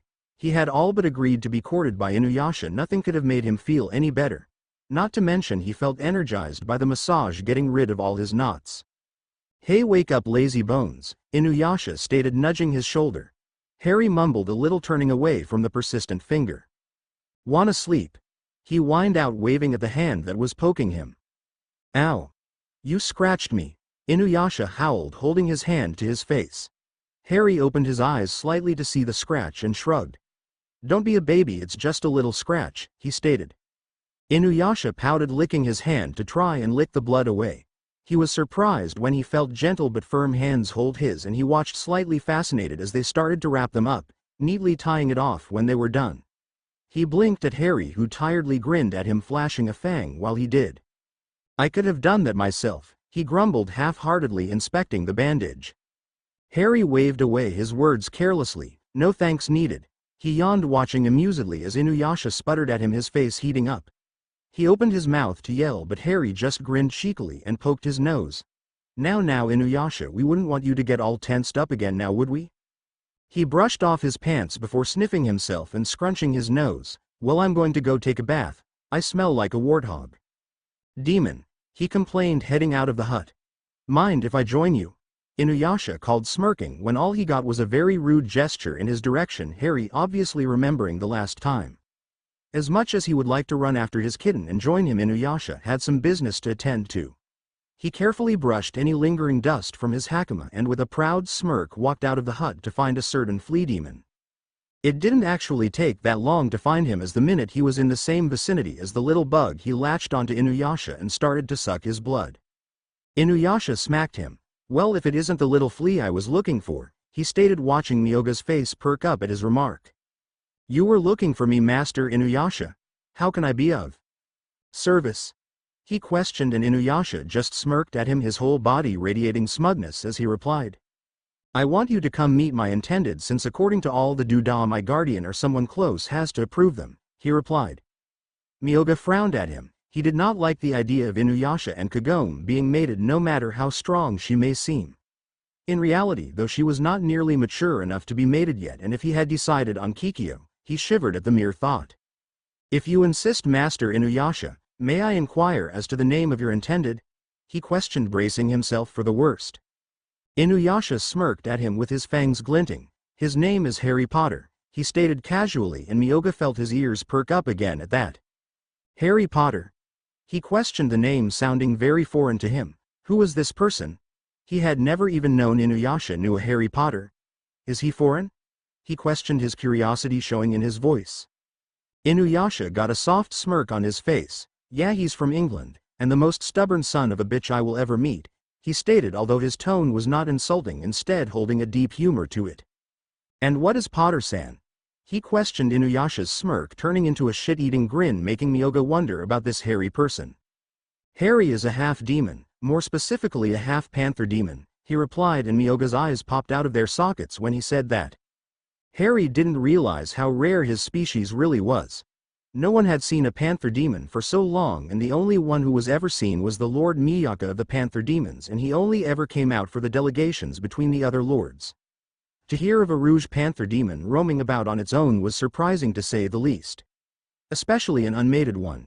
It was so rare that people had spent their entire lives trying to find a panther demon and had never found one. Are you completely sure, Inuyasha? He could just be another form of a feline-type demon, he questioned, slightly skeptical. Inuyasha gave an annoyed snort. How about you come and meet him, Myoga? He rhetorically answered, reminding Myoga as to the reason for the impromptu meeting. Well, let's go on ahead and meet him, he said, enthusiastically punting his little arm forward. Inuyasha snorted. All right, hold on, he shouted, and with that bounded off back towards the outskirts of the village to Kaide's hut, where he sensed Harry. He was there, of course, lounging in a random tree near her yard with that book of his open again while he practiced the incantation to some spell or another. He was completely concentrated on his book and didn't show any signal he had seen Inuyasha. Merely flipped a page in his book and ignored him. His ears were no longer in the bandana and his tail hung lethargically over the side of the branch. Oh, Harry! Inuyasha shouted at him, that annoyingly smug smirk still on his face. Harry gave a huff, looking up from his book to stare down at the half-demon. His eyes clearly showed frustration along with a healthy dose of amusement. What do ya want, dog boy? He questioned, noticing the little flea demon on his shoulder. Myoga heard the heavy British accented Japanese, making his voice have a lovely tilt to it. Don't call me dog boy, Inuyasha shouted, and Harry stuck his tongue out at him, pulling the lower lid of one of his eyes down. Hey, who's your friend anyways? He asked, jumping down from the branch and landing in a crouched position before unfolding himself and walking with predator-like grace towards them, his eyes sparking in humor to a joke only he seemed to know.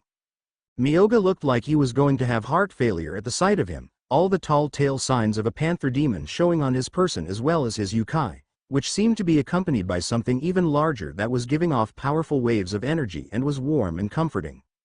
My name is Myoga Potter-san. I am Inuyasha's advisor, guardian, he stated, nervously pulling at his collar, suddenly wishing it wasn't so hot outside. Harry just arched an eyebrow at him and replied, Nice to meet you, Myoga-san, and don't call me that, my name is Harry. So I'm going to guess Inuyasha sniffed you out for a reason besides just meeting me? Yes, you see, Harry-san, I need to ask you some questions regarding your intent towards my charge. He drew a blank face as Harry seemed to process what he said. Finally, irritation flew through his eyes before carefully being hidden. Oh, I get it. You're going to be pulling the "are you worthy of my child" act, aren't you? He questioned, and Myoga coughed before answering.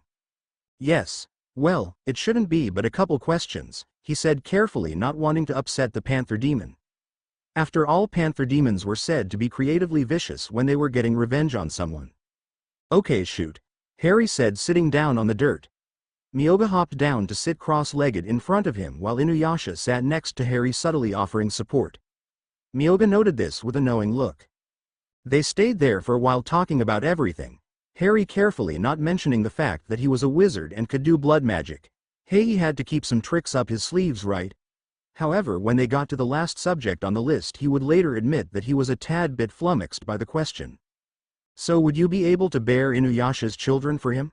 Myoga questioned, and Harry blanched, giving a strangled noise. Children? He whispered slightly, and Myoga nodded, obviously not seeing the dangerous ground he was moving to. Of course, Inuyasha is the second heir to the Western lands, and so any person he would be mated to would have to produce an heir for him in case Lord Sesshomaru does not, he said matter-of-factly. Harry felt an angered flush gather to his face as he stared down at the little flea. Oh, so I have to have a child to be able to mate Inuyasha? He asked. Of course there were ways for him to bear children with potions, along with the fact he knew that most demons were able to bear children. However, he didn't like the assuming way Myoga stated he was having a child. Well, in a way, yes, Myoga said, finally feeling his danger senses going off as he stared at the pissed-off half-demon in front of him. Inuyasha looked worried and with fast reflexes grabbed a hold of Harry just as he leapt to get Myoga. Harry hissed at the other as Inuyasha held him in his lap, to make sure he didn't kill Myoga, although it would have been amusing. I am not some breeding mare to use to make babies. If Inuyasha and I decide to have a kid, it's not going to be because some stuck-up demons say we are. I will not subject a child to that. Do you hear me? Harry snarled, and Myoga backed off, surprised at his ferocity. Inuyasha looked like he knew what was going on, and he scowled down at Myoga.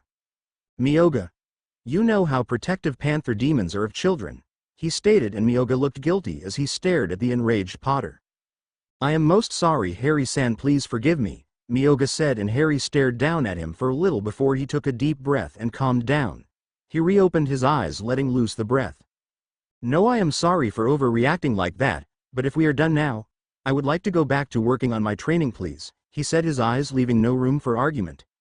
Inuyasha let go of him as Harry stood up, brushing himself off. He turned back to Inuyasha and smirked, poking him in the nose. I'll see you later, dog boy, he said, and Inuyasha scowled at him, although you could see the tenseness leave him as his facial features softened up.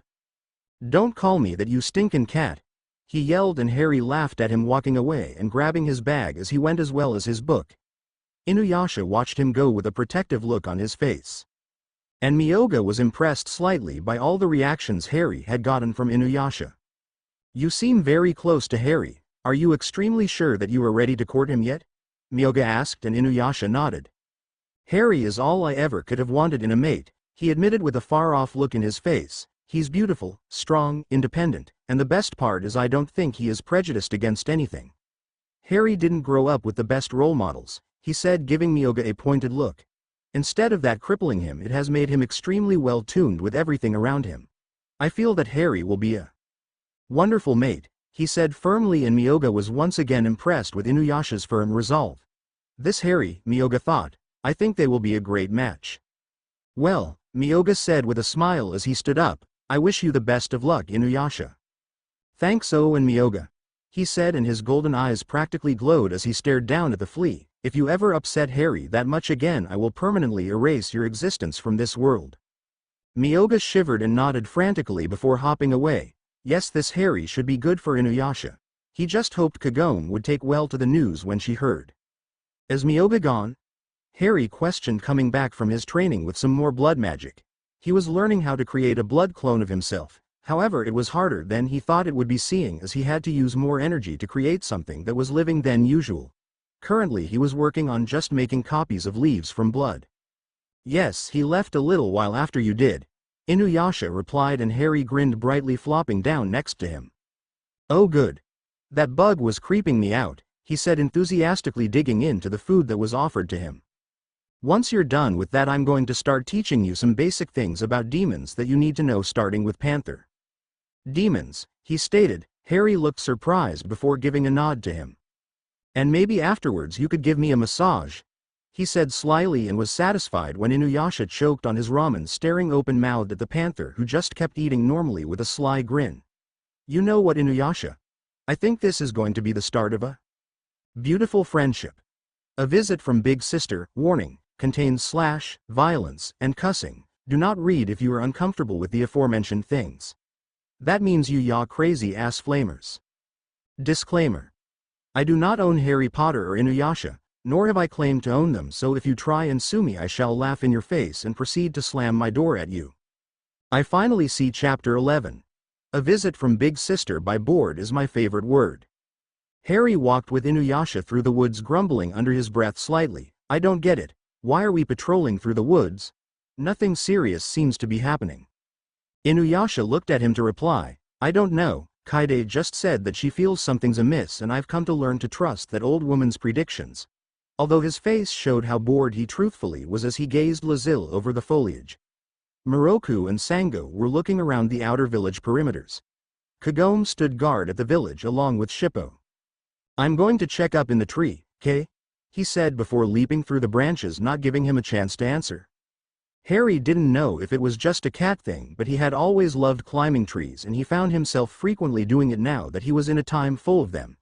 He reached the top of the particularly tall tree and crouched on one branch while holding another. It was slightly chilly, but he ignored it in favor of scaling the landscape. He didn't see anything out of the ordinary, but he did sense something coming this way. It wasn't traveling very fast, but it had a cloud of death surrounding it that made Harry's hair stick up.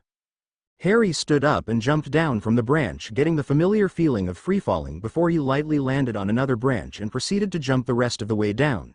He landed next to Inuyasha in a crouch, and he stood from his position next to the tree. Something's coming. The old hag was right about that. However, I don't think it's a demon. It feels like death and graveyards. Anyone you know? He asked when he saw Inuyasha's face paling.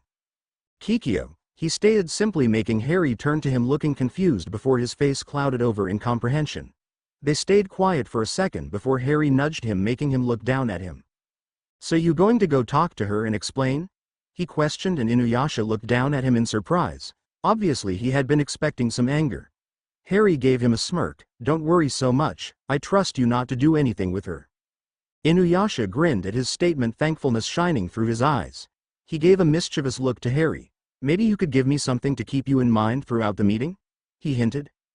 Harry gave him a puzzled look before it dawned on him what Inuyasha was hinting at. He gave Inuyasha a smile and dragged him down by the collar of his shirt so he reached Harry's height. His breath ghosted over Inuyasha's lips and Inuyasha's eyes started to lower. He spoke to Inuyasha then. She touches you, and I ain't sleeping in the same room as you for 2 weeks, and Kikyo will be graveyard dust under my feet. Inuyasha blinked before watching gobsmacked as Harry laughed and pushed him away and started to walk back towards the hut. I expect you back within the hour or I am coming after you, he said lightly before he squeaked when he felt the dog demon turn him around and plant a heated kiss on his lips, making Harry melt against him. Inuyasha pulled away, leaning his head against Harry's. Within the hour, he said before he took off running in Kikyo's direction. Harry scowled after him. Damn you, Inuyasha, why do you always have to ruin my cool exits? He shouted after him, huffing in annoyance. He then turned, his tail twitching slightly as he hopped through the trees back to the village.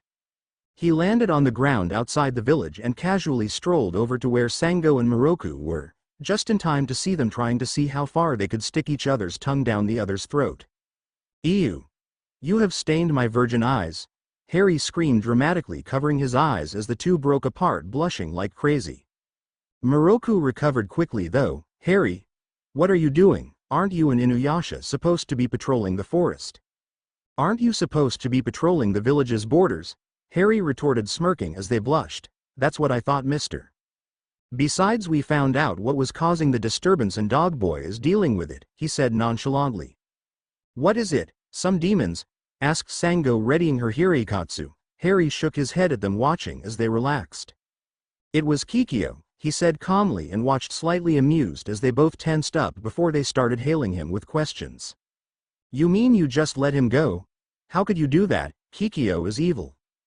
Do you not know how Kagome's going to feel when she hears Inuyasha when skipping off with that tramp? Before the last one, Harry had just been amused, but that one made his eyes narrow and his hair stand on end. He hissed at Sango, his yukai swirling around him in possessiveness. She shall feel as you would feel, nothing more or less. She does not own Inuyasha, so he is allowed to do whatever he wants.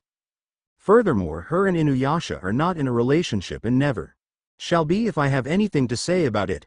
He snarled at the stunned humans. Inuyasha is my intended, and to even suggest that Kagome is his makes me laugh. Sango looked confused while Miroku was shocked. Sure, he had suggested to Inuyasha that the two had been flirting, but he didn't think this would happen. Intended? What's an intended? Sango wondered, but Miroku had locked eyes with the panther demon, studying him intently. Harry wasn't backing down, and his emerald eyes blazed at him, his magic surrounding them in a haze. Think Danny Phantom's evil eyes. I see, whispered Miroku, finally breaking their gaze, unnerved by the other's stare. Miroku, what's going on? Sango questioned hesitantly, her hands tightening to her hirikatsu. I would think you would know what an intended is, Sango. You have been studying demons your entire life, Miroku replied, dodging the question. Miroku, she growled dangerously, showing that his dodge was not appreciated. Go ahead, Miroku, tell her. She'll find out soon enough after all, Harry said, continuing to stare the other down. Miroku took a deep breath and answered Sango, readying for the impending fireworks. An intended is what demons refer to as someone they could see as being their mate. Like a fiancé of sorts, he said. Sango looked at him blankly before turning to Harry in anger. What? How could you? Kagome loves Inuyasha. They were made for each other, she yelled. Wrong, Harry replied, tilting his head, a slight smirk working his face. Kagome is the same age as me. We are only 16, and neither of us even knows what love is. At least not the kind you are talking about. Inuyasha chose me to be his intended, not Kagome. You and her are just going to have to accept that, he finished. His answer was her hirikatsu sailing towards him, which he nimbly jumped over. He unsheathed his fans and ran towards Sango before positioning one fan at her neck and the other behind him, ready for use. I don't want to fight you, Sango. The only one who can challenge this claim is Kagome and Kikyo, and that is more out of politeness than anything. Inuyasha propositioned me. he stated, and her eyes widened at that, and I accepted. Why? Why would Inuyasha do that? He barely knows you, she shouted, her voice quivering with her frustration. Harry shrugged. I don't pretend to understand how his mind works. He asked me to be his intended, he gave me his reasons, which you do not need to know, and I deemed it satisfactory. Myoga, who is Inuyasha's guardian, accepted this. There is nothing you can do to change what has already happened. His eyes finally softened as he lowered his fans. Contrary to what you might be thinking, I am not out to get Kagome. I do feel sorry that she cannot be with Inuyasha, but she cannot hold on to these delusions that they will be together. Kagome needs a kind, caring boyfriend who will treat her like the girl she is. Likewise, Inuyasha needs someone who isn't going to resort to violence if he's being moody. Kagome and Inuyasha would never make it. They're too much alike for it to last in a healthy relationship. Both have short tempers, leading to them arguing a lot and making both of them miserable. Sango calmed down and looked at Harry for a second before letting loose a sigh and nodding. I believe you, it's just this is going to crush her. Harry sighed as well. Better now than later. With Inuyasha. Inuyasha sped through the treetops, following the smell of graveyard soil and death. He was thinking of best ways to break the news to Kikyo, and so far he was getting nothing. Man, what a time to have my brain stop working, he mumbled before he bursted from the woods. Kikyo stood there in her familiar garb and her soul collectors hovering around her. Inuyasha, she said, tilting her head a bit in greeting. Inuyasha nodded to her in response. Kikyo, we need to talk, he replied, and she looked slightly curious and nodded. Kikyo, you were the first person I ever loved. You treated me better than scum, and I will forever appreciate you for this. However, I don't love you anymore. You have changed from the kind woman I knew, and I can't have a relationship with you, he said before taking a breath and looking at her. She was impassive, staring right at him. My reincarnation, are you in love with her? She asked, looking surprisingly accepting. If she was surprised when he shook his head, then she didn't show it. I love Kagome, but more like the little sister you want to protect. We could never have a stable relationship even if we tried. Kikyo was nodding along and sat down on the ground, lightly patting the ground in front of her. Inuyasha hesitantly sat down. Explain, she demanded, and Inuyasha explained. He told her everything about Harry, except about his magic and past, because that was his personal information. When he was done with his story, she looked thoughtful before standing up and walking towards the forest. I wish to meet this Harry you speak so fondly of, she said. Inuyasha looked surprised and rose, walking next to her. Why? He asked suspiciously, looking ready to attack her. Kikyo looked over at him and for the first time since she was reborn gave a small smile to him that had a slightly mischievous gleam to them. If my reincarnation is like your little sister, that must mean I am like your older sister. It is the job of all older siblings to scrutinize potential in-laws. Inuyasha was left to stare at her dumbfounded as she calmly walked through the woods before he scrambled to catch up with her. Scene change. Harry looked up when the hut door opened and jumped up when he saw Inuyasha walk in. So how did it go? He asked, walking over to him. He narrowed his eyes when he saw Inuyasha looking at him nervously. Well, that depends, Inuyasha said. He was ignoring Miroku and Sango, who were looking at them curiously. Why'd I not like the sound of that? Harry asked. Inuyasha grabbed his arm and led him outside, where Harry saw a woman in priestess garb scrutinizing him. She was definitely beautiful, but the smell of death around her instantly put Harry off. Also the snake things flying around her helped. He wondered if he would be able to speak to them. Deciding not to ponder that thought, he focused on the dilemma he was now in. You must be Harry Potter, Kikyo said, looking him over. Harry chuckled nervously. Yeah, that would be me, and you must be Kikyo. Kikyo nodded. I am. I noticed you are not Japanese. Harry nodded as well. I'm from Britain. I'm still kind of learning Japanese. Not to sound rude or anything, but what is it you wanted? He was nervous, looking at the priestess. He had no idea what was going on. Inuyasha stared helplessly at him, looking as confused as he felt. Kikyo smiled, shocking Miroku and Sango, who stood at the door. I came to meet the one who finally captured Inuyasha's interest. Harry grinned nervously. Well, it was pretty unintentional actually. Inuyasha snorted beside him and Harry elbowed him lightly, making him wince. You are not helping, he hissed at the dog demon, who shrugged lightly. Harry looked to Kikyo, giving an apologetic look. 1 second, I need to talk to Inuyasha. We'll be right back. Harry dragged Inuyasha away from them and spun to give him a glare. "What the hell is this?" he asked him, looking frazzled. "How the hell am I supposed to know? One minute we're sitting on the ground with me explaining everything to her, the next she's walking out of the forest saying how it was a big sister's job to judge future in-laws," he said, looking frazzled himself. Harry calmed down when he saw how confused Inuyasha was and rested his hands on the other's shoulders, calming him down. "Okay, calm down, tell me what happened." Inuyasha explained how the meeting with Kikyo went and Harry nodded along with what he was saying. Finally Inuyasha was done and Harry looked more like his usual laid-back self and nodded. "I get what's going on. Don't worry, Inuyasha, there's nothing wrong going on. She's just judging to see whether I'm worthy enough to be your intended," he said reassuringly. "I'm sorry," Inuyasha said, his ears flattening. "All these people are giving you a hard time over this." Harry looked at him before rolling his eyes. He grabbed his head and jerked it down so that Harry could kiss him on the lips. Inuyasha automatically wrapped his arms around his waist, pulling him closer before Harry broke away. "Now are you going to act like your regular obnoxious dog-like self or not?" he asked. Inuyasha growled at him. "I wish you would stop calling me that." Harry batted it away with a PFFT. "It's a term of endearment, you're stuck with it, sorry."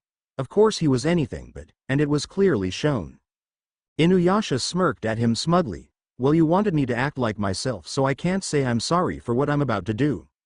Harry narrowed his eyes at him. "Inuyasha, I swear if you yaw," he yelled when Inuyasha slung him over his shoulder and jauntily walked back to the hut and the others. Harry beated his back with his fists, screaming curses and yelling threats. "You put me down, dog breath," Harry screamed while Inuyasha laughed at him. "Stop wiggling so much, all you're doing is hurting yourself," he commented, the smirk never leaving his voice. Harry screamed in anger, not letting up on his beating. They made it back to the others who were staring at them. "Sorry, Harry, and I just needed to clarify some things," Inuyasha said to Kikyo, not looking like he was going to put Harry down anytime soon. If Kikyo weren't so impassive, she would be sweat-dropping along with Sango and Miroku. Harry suddenly got a devious idea and stopped his struggling. Inuyasha was about to comment on this when a resounding slap echoed around them. Everyone was quiet as they watched Inuyasha's face turn extremely red as he dropped Harry, making him fall with an oomph. What was that?" he yelled at the panther demon, who had a shit-eating grin on his face as he picked himself up, brushing the grass off of his shoulders. Miroku was in the background trying to cover his laughter by coughing, although he was hiding it horribly. "What?" Harry asked, innocently blinking at him although the grin hadn't left his face. "That. What you just did, you psychotic cat," Inuyasha yelled, flustered beyond belief. Kikyo was largely forgotten. Right now it was an epic battle of wills between cat and dog. Could you be more specific? I do a lot of things that could piss you off," Harry replied. Inuyasha rose a finger, looking like he was about to yell before deflating his finger, falling. His eyes narrowed and he fet, turning away from the others and crossing his arms. Is the big bad doggy woggy upset?" Harry asked, cooing at him. He bent backwards at an impossible angle when Inuyasha turned around, swinging an arm at where his stomach was. "Teach you to call me a dog?" Inuyasha snarled while Harry laughed jauntily, jumping away from all of his hits. "Didn't you want to talk to Harry?" Sango asked Kikyo, obviously hesitantly. Kikyo shook her head and positioned herself on the ground to watch the two's interaction. "No need, I can learn more about him just by watching him and Inuyasha interact." Sango nodded in reluctant agreement. "I guess you're right, I've learned more about Harry in the past weeks by watching him and Inuyasha than by actually talking to him." "Did you just learn about this arrangement today?" she asked, never taking her eyes off of the fighting couple. Sango nodded, her eyes also not leaving the couple. Finally Harry seemed to have had enough of the fighting. Inuyasha's eyes widened when Harry suddenly leaned forward in the middle of one of his attacks and laid his lips on the others. It was a slow and sensual kiss that stopped him in his tracks as he paid all of his attention to the ISS. Harry slowly massaged his tongue against the other's mouth, lightly nipping his lips. He finally pulled away when he saw he had the half-demon's complete attention. Inuyasha was silent for a second before blushing. "I can't believe you just did that in front of them." Harry smirked and tweaked his nose. Poor Inu is embarrassed. Besides, I figured if Kikyo wants to be your older sister, then we should show her what she's getting herself into." He then walked back towards the hut, leaving the spluttering dog demon behind. Sango was gaping at Harry, while Miroku was staring in awe. Kikyo sidled up to Inuyasha and gave him a knowing look. She didn't comment on the action, instead bestowing him with a simple, "I like him," for some reason that made Inuyasha splutter even more. Please review. I love all of y'all for giving me so many reviews, and I'm sorry for making you wait so long for the next chapter. I hope this will be sufficient. I can promise you that Kagome will be in the next chapter, and then you'll get to see her reaction to everything. Thank you. Fickle Maiko's AN. Okay, I know I am a horrible person who takes too damn long to update. I'm so sorry. In my defense, I was concentrating on schoolwork because I almost failed to classes, not to mention studying for exams, and just a series of events that lead me to having no time to updating these stories. Also, a humongous case of writer's block added to that, as can be seen by all of my stories which have suffered for it. Hopefully I will be updating these stories as well as this one, as this story is my baby out of all of them, being one of the first I ever wrote. Thanks to all of the reviewers who have stuck by this story, and I hope you enjoy it. Disclaimer. I own neither Harry Potter nor Inuyasha, so if someone tries to sue me, I shall sick Jeffrey on you. Jeffrey holds up big flaming mallet with murderous grin. I finally see chapter 12. Fickle Maiko's by bored is my favorite word. Harry had an unrepentant look on his face as he and the others settled in the hut. Inuyasha leaned against the wall, grumbling and refusing to speak to him. Harry just took it in stride and ignored him, ignoring him, if that made any sense. Kikyo was nursing a cup of tea and staring at the panther demon, who stared back unblinkingly. They continued to stare until being forced to turn their head when someone coughed. Harry narrowed his eyes at Miroku, who looked at him innocently. "You need something?" he asked lightly, although his annoyance was clearly shown. "Oh no, Harry-san, I was just wondering what it was Kikyo-san wanted from you too," Miroku said innocently. "Nothing much, I just wanted to speak with Inuyasha and his intended before disappearing from this earth again," she said in her quiet voice. Inuyasha looked alert at that. "You're leaving?" He looked shocked and slightly dumbfounded at that revelation. She just nodded placidly. "I have no reason to be on this earth after all, besides that I really do not want to be here when my incarnation finds out about you too." Harry took the prediction of doom with a grain of salt. "You don't suppose she might not try and kill us, right?" Inuyasha, Miroku, Sango, and Shippo all bursted out laughing at the ridiculousness of that notion. Inuyasha patted the pouting Harry on his head. "Poor kitten, so naive." Harry's pout only increased and he crossed his arms with a sulk. Kikyo brought attention back to herself, however, as she announced something. "Before I leave, I do have a gift for you, Inuyasha." Harry's eyes narrowed at her. This isn't one of those gifts that turns out to be something dangerous and evidently leads to his demise, does it? Inuyasha gulped at the question as the Miko shook her head. "No, just a gift, thinking of it as a congratulatory gift." Kikyo stood up and walked over to the half-dog demon. She reached down and rested her hands on the rosary hanging around his neck. The dog demon froze when she touched the spiritual beads. She murmured something under her breath and they glowed slightly before dimming off. She stood back and nodded at them. "Try and remove them." Inuyasha looked shaky and took a deep breath before feeling a hand hold his lightly and a kiss placed on the corner of his lips. He looked down and saw Harry giving him an encouraging look. The dog demon sighed before hesitantly taking the necklace off. Inuyasha was shocked. "How did you?" Kikyo blandly replied. "She has my soul, therefore we share a connection with the necklace." Inuyasha was silent before bowing his head slightly. "Thank you." Miroku and Sango were surprised by the polite tone he used, and they all sat in silence before Harry looked at the necklace curiously. "So who wants to torch it?" he asked, holding his wand almost manically as he eyed the beads. Inuyasha stood up immediately. "Let's go." They both stood outside. "Pull!" Harry shouted. Inuyasha reared an arm back and threw it high before they both shouted attacks. Blades of blood. Inflammara. A boom was heard in the village, but when they checked for demons they found nothing and so returned back to their work, curious but used to the random explosions by now. SCENEBREAK SCENEBREAK SCENEBREAK SCENEBREAK SCENEBREAK. Kagome knew immediately when Kikyo died. Even over a 50-year time span, it was hard to miss when you glowed brightly during dinner and your spiritual powers increased dramatically. She was dumbfounded and after that episode took off instantly for the well house to tell her friends in the past, foregoing her backpack in her excitement. She jumped into the well without a hesitation, so used to the sensation of free-falling by now that she didn't even feel a twinge. However, once she had pulled herself out of the well she became apprehensive. After all, it was hard to ignore Inuyasha when he stood in the middle of the clearing, arms crossed, and face set in a serious look.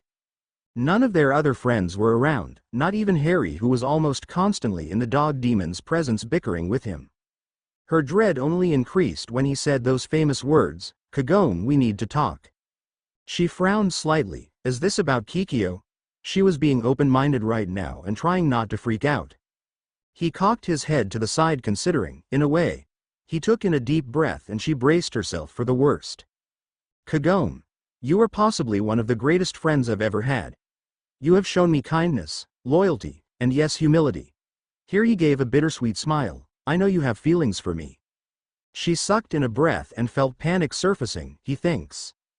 But I don't love you like that, only like a sister. I'm sorry. He whispered, hanging his head and not looking at her. Inuyasha peeped up at Kagome after dropping that bomb, and instead of the pain and anger she looked almost relieved. Oh God, Inuyasha, you scared me for a second, she stated, wiping the sweat off her brow. Now the Silverette was just confused. Huh? Inuyasha. She gave a small smile. While it's true that in the past I had feelings for you, I no longer do. Besides that, in the past month or so I realized I'm not attracted to men. What do you mean? He asked, arching a brow before his face flushed red. Oh. Well, that's great, he said before finally realizing everything, and his face beamed happily. It is great, because I was so worried that you loved me and I couldn't find a way to tell you, she trailed off, beaming happily. Wow, you know this works out perfectly because there's something else I need to tell you. A couple of seconds later there was a resounding, "What?" echoing through the forest that sent birds flying and was filled with anger.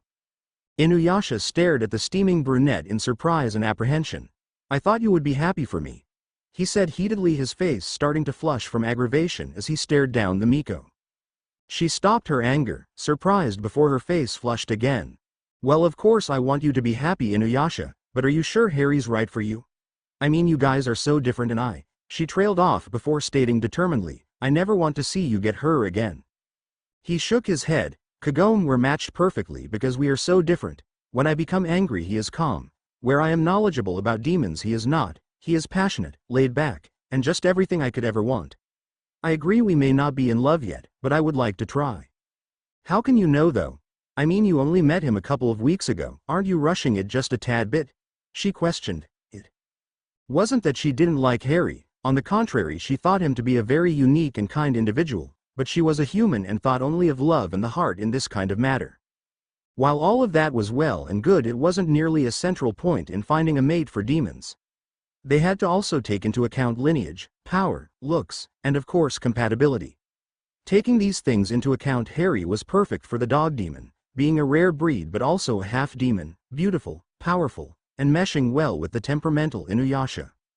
So with this in mind, Inuyasha shook his head. Kagome, we are demons. We have the rest of our lives to get to know each other and figure that out. But Harry is a very rare demon. I can't let others possibly get him first. She bit her lip, conceding that the way of demons was different than humans, but was still stubborn. And what if you guys never see that day, huh? What if you never mesh? He looked thrown for a second before shrugging. We'll come to that if it happens. For now I'm not worrying about that. The only thing I'm worried about is your thoughts on the subject. She was surprised and showed it. My thoughts? Why would you care about my feelings? He scowled. Idiot. You're like family to me, of course I care. Kagome chewed her lip before squaring her shoulders. I want to talk to Harry. Inuyasha didn't look surprised and promised to be back with the panther demon in a couple of minutes. He quickly sprinted back to the village, worrying the entire time about the confrontation. When he arrived, he found Harry practicing more of his magic, making blood clones of entire bushes and trees. They looked almost the exact same as the original copies, but had a slight sheen on them, as if they had been dipped in wax. The brunette grinned when he saw him walking towards him. This is awesome. Soon I'll be able to move on to live animals and then work on clones of myself, maybe even clones of other people. And why are you upset? He asked abruptly, losing his smile a tad. Faye. Inuyasha replied, crossing his arms, not upset, just aggravated. Kagome came back a couple of minutes ago. Harry's eyes narrowed, the smile completely gone by this point, and she wants to talk to you. One of his eyebrows twitched. You've got to be shitting me. Harry's intended shrugged uncomfortably. Sorry, luckily she didn't try and purify my ass, which is a good sign. Unless she's waiting to purify mine, Harry murmured before waving towards the woods. Lead the way, El Capitan. Inuyasha gave him a strange look before shaking his head and sprinting off, followed closely by Harry. Meanwhile, the Panther Demon was running through every offensive bit of magic he knew that would work on Miko's. He was not going to get his ass kicked by a Miko in training that looked like she should be in Sailor Moon. Not only would his friends mock him forever, but also Maria would slap him silly. Which reminded him he needed to mail them a letter about this recent development. He knew Syrian would at least get a chuckle out of it. Please try not to piss her off, Inuyasha said abruptly as they came near the clearing. Harry peered into it to see Kagome agitatedly pacing near the well. She didn't look angry per se, more like extremely annoyed. He would take what he could get though. When do I ever try and piss people off? He whispered back, walking with his head high towards the girl. However, he almost turned to yell at the other when he heard his sarcastic reply of, "You don't try, it just comes naturally to you." Kagome's face had closed off when he entered the clearing. If he hadn't been observing her beforehand, he wouldn't know what she was feeling at all. In fact, she looked eerily similar to Kikyo right now, which was just freaking him out. She observed him before flatly stating, "I don't like you right now." Harry arched an eyebrow. Well, she hadn't stated her overwhelming hate for him yet, so that was a good sign. "I imagine you don't." She gave him a cold glare. "What makes you think that you're right? No, not even right. What makes you think you're good enough for Inuyasha? After all, you only met a couple of weeks ago." Harry adopted what Ron used to call his bitch pose. Harry, of course, was not happy whenever the redhead would say this, but could deny the reason behind it. He stood with one hip cocked to the side, arms crossed over his chest, and chin tilted up defiantly. He wasn't going to let anyone talk down to him, especially not some narcissist bitch who thought she was better than others. He cocked an eyebrow. "Frankly, I don't think our relationship is any of your business, and I am only talking to you because Inuyasha asked it of me. So let's just get this out in the open right now. I don't pretend to understand what runs through that boy's head, and quite frankly his mood swings give me whiplash trying to decipher him. I don't love him, which is okay because he doesn't love me yet. However, what builds a relationship for humans and what builds one for demons are completely different. I am not his mate yet, he is courting me, and through this process we will learn about one another and decide between ourselves whether to mate or not." He stopped to make sure she was listening and noted with surprise that she was being very complacent and was nodding along with him. He was surprised but continued where he had left off. "We both have faults about us, and I was skeptical about beginning this relationship in this first place, so you can point fingers at Inuyasha for that. We are very different from each other, possibly so different that we will not work out. But at least I do not argue or abuse Inuyasha." Here he gave her a sharp glance and noted with a tinge of maliciousness the way she bowed her head guiltily. He softened his voice though to sound more inviting. After all, he was trying to sway the girl, not make her even angrier. "I do want you to know that if we decide to mate, I will settle for no less than complete and utter loyalty and devotion to him beforehand. For this kind of relationship I will not allow anything else." Inuyasha, who was hiding in the background, was in awe of his heartfelt words. A smile was on his face, and he pondered how lucky a man he was to have such a treasure be presented to him. Then he had a thought that made him pale and shiver. He hoped Sesshomaru never met Harry. Knowing him, he might try and steal him, if only to fuck with Inuyasha. Kagome interrupted the Inuyukai's thoughts as she continued her interrogation. "What about when you return to your own time, huh? Have you thought of that?" Inuyasha's smile plummeted as Harry growled angrily at the other girl. "That's low even for you, Kagome. It's also quite frankly none of your business." Inuyasha decided to intervene at this point. "I agree, Kagome, that is something for me and Harry to discuss, not you." She snarled at him. "I'm only trying to be rational here, which is something you can't say. You guys are jumping into a relationship too fast." Inuyasha also snarled, although his sounded more profound and animalistic. "It's not like we're going to become mates tomorrow. Courting can take years before demons decide to mate. Besides, it's exactly what humans do in your time. Become boyfriend and girlfriend after only one of your little dates. Don't be a fucking hypocrite, Kagome." Kagome took in a deep breath and shouted for the entire world to hear, "Sit." There was a pause before Harry hissed and lunged at the girl. "You fucking slut bucket." 1.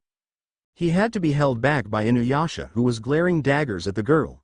"I knew you weren't mature enough to argue without resorting to that. Lucky for me Kikyo removed the beads while you were away, or else Harry would have just mauled you." Kagome looked apologetic, but Inuyasha wasn't done. "I have known you for years, Kagome, and while you have matured, you are still just a child. You no longer have that damn necklace to control me. Miroku is gone, and the Shikon no Tama has been restored. It's time for you to stand on your own feet and for me to be free to do as I wish. I picked Harry as my intended, and nothing you, Kikyo, Miroku, or even Sango can say will change my mind. That is the end of this discussion. Goodbye."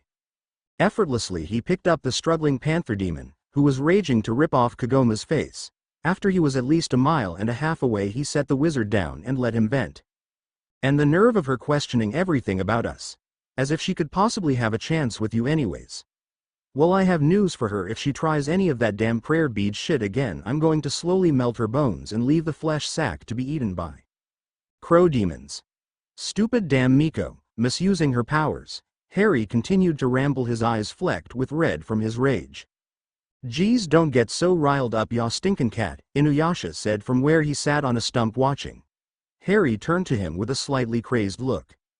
"I don't know how you've put up with her all of these years," he said with a huff. Inuyasha chuckled, inwardly delighted by Harry's anger on his behalf. "Patience and a heavy dose of damage to my forest," he stated lazily. Harry snorted. "You don't have a patient bone in your body. It was probably bred out of your family long ago." Inuyasha scowled. "Thanks for that judgment of my character." The wizard sighed before flopping on the grass next to him. He put an arm over his eyes and tried to calm his magic and yukai before it damaged something. "Sorry, just angry. I hate childish people. Which is weird because one of my bestest friends is the most childish person I know. But at least he can be serious, sometimes." He tacked that last part on, thinking of Ron and his bouts of childish actions. Inuyasha looked down at him. "A friend from your time?" Harry gave the affirmative and Inuyasha nodded. "Will you tell me about your friends?" Harry froze slightly before looking up into molten gold eyes. Suddenly it didn't seem like such a bad thing to share some of his past with the demon beside him. So he nodded and started off on his two best friends. "Well, the childish one is Ron. He and Hermione, my other best friend, and I have known each other since it seems like forever. SCENEBREAK SCENEBREAK SCENEBREAK SCENEBREAK SCENEBREAK. So Harry, when are we planning on leaving?" The question was asked sporadically one evening while they were sparring near the river. It was just a light spar, as Inuyasha was stronger than Harry in the hand-to-hand department, so Harry was trying to catch up with him there. Harry paused slightly, which earned him a kick in the thigh. "Pay attention," Inuyasha barked, slightly looking at the wound reproachfully. Harry mumbled something under his breath, which by the way Inuyasha's ears twitched he caught but did not comment on. "What did you mean, when am I leaving?" Harry questioned curiously, blocking an uppercut and adjusting his feet to land a kick on the other, who dodged. "Well," Inuyasha grunted, swinging at him, "you still need to get back to your time, right? So when are we leaving?" Harry grabbed his fists and held them in place using all his strength. "I didn't think you even wanted to leave." Inuyasha kicked Harry's feet out from under him, making the panther land with a gasp escaping his lips. He was quickly held in place by the other, who gave him a smug look. "Now what?" he asked, leaning forward. "Gave you that idea?"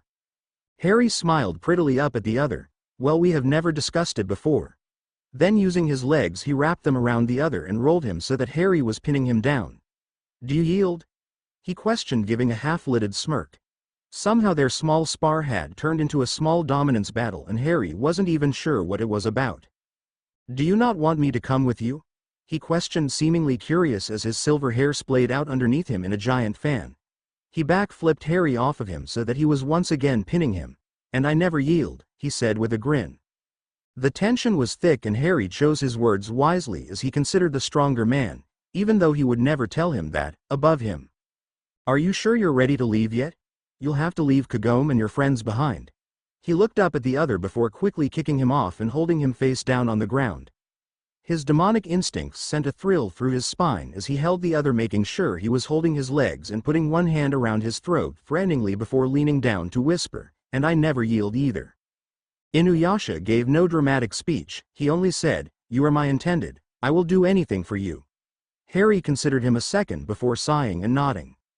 "I guess I can't change your mind about it," he whispered before shrugging. "We'll be leaving in 3 days, enough time to say goodbye, I would think." Inuyasha grinned. "Good." He then turned so he had his fangs lightly grazing Harry's jugular. Harry froze as the Inu's eyes started to turn red and he growled up at him. Harry breathed in deeply before speaking. "Ironic, we're at a draw." His claws were digging warningly into the half-demon's neck as a reminder. Inuyasha laughed, his voice sounding deeper than usual as he replied, "We won't always be. 1. The comment slut bucket was stolen from a friend of mine who reads this story. He knows who he is, so all ownership is to him. Hope you enjoyed the chapter. Hope all of you enjoyed this chapter. Please review. Resolution. And okay, I know this is way overdue. I'm not going to give excuses because quite frankly I was having massive writer's block of epic proportions. But now that I have gotten this down, I have a basic idea of where this one is going. However, don't be surprised if it takes a while again because I'm busy filling out for colleges and stuff. Yuck. Anyways, sorry for the shortness and hope you enjoy it. Disclaimer: I don't own Harry Potter or Inuyasha, and if you think so then hope to God their lawyers don't smite me because I will come after you. Chapter 13 by. Bored is my favorite word. Soon the pair were preparing for their departure. With the help of Lady Kaide and Harry's magic they were able to carefully pack all of their belongings. Harry had switched from wearing his luggage in his necklace to placing it in the gold woven into his hair. He finally convinced Inuyasha to wear something similar so they were not weighed down by luggage. After much griping on Inuyasha's part and curses on Harry's, Inuyasha conceded to wearing the jewelry. He absolutely refused to wear a necklace for obvious reasons, so you could now see Inuyasha sporting a wristband with a red jewel on top of it. Harry still flushed slightly whenever he thought of when he convinced Inuyasha to wear the jewelry. Flashback. Come on dog boy, just wear the dumb luggage already.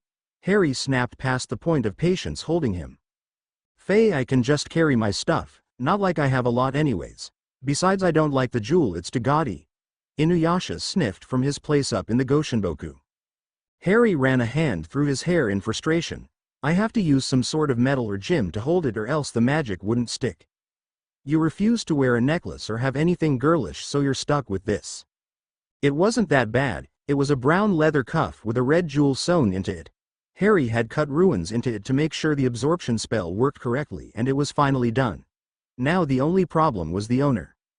Faye. He turned his back to Harry, who growled slightly at being ignored. He had worked really fucking hard on this bracelet and no mutt was going to refuse his gift.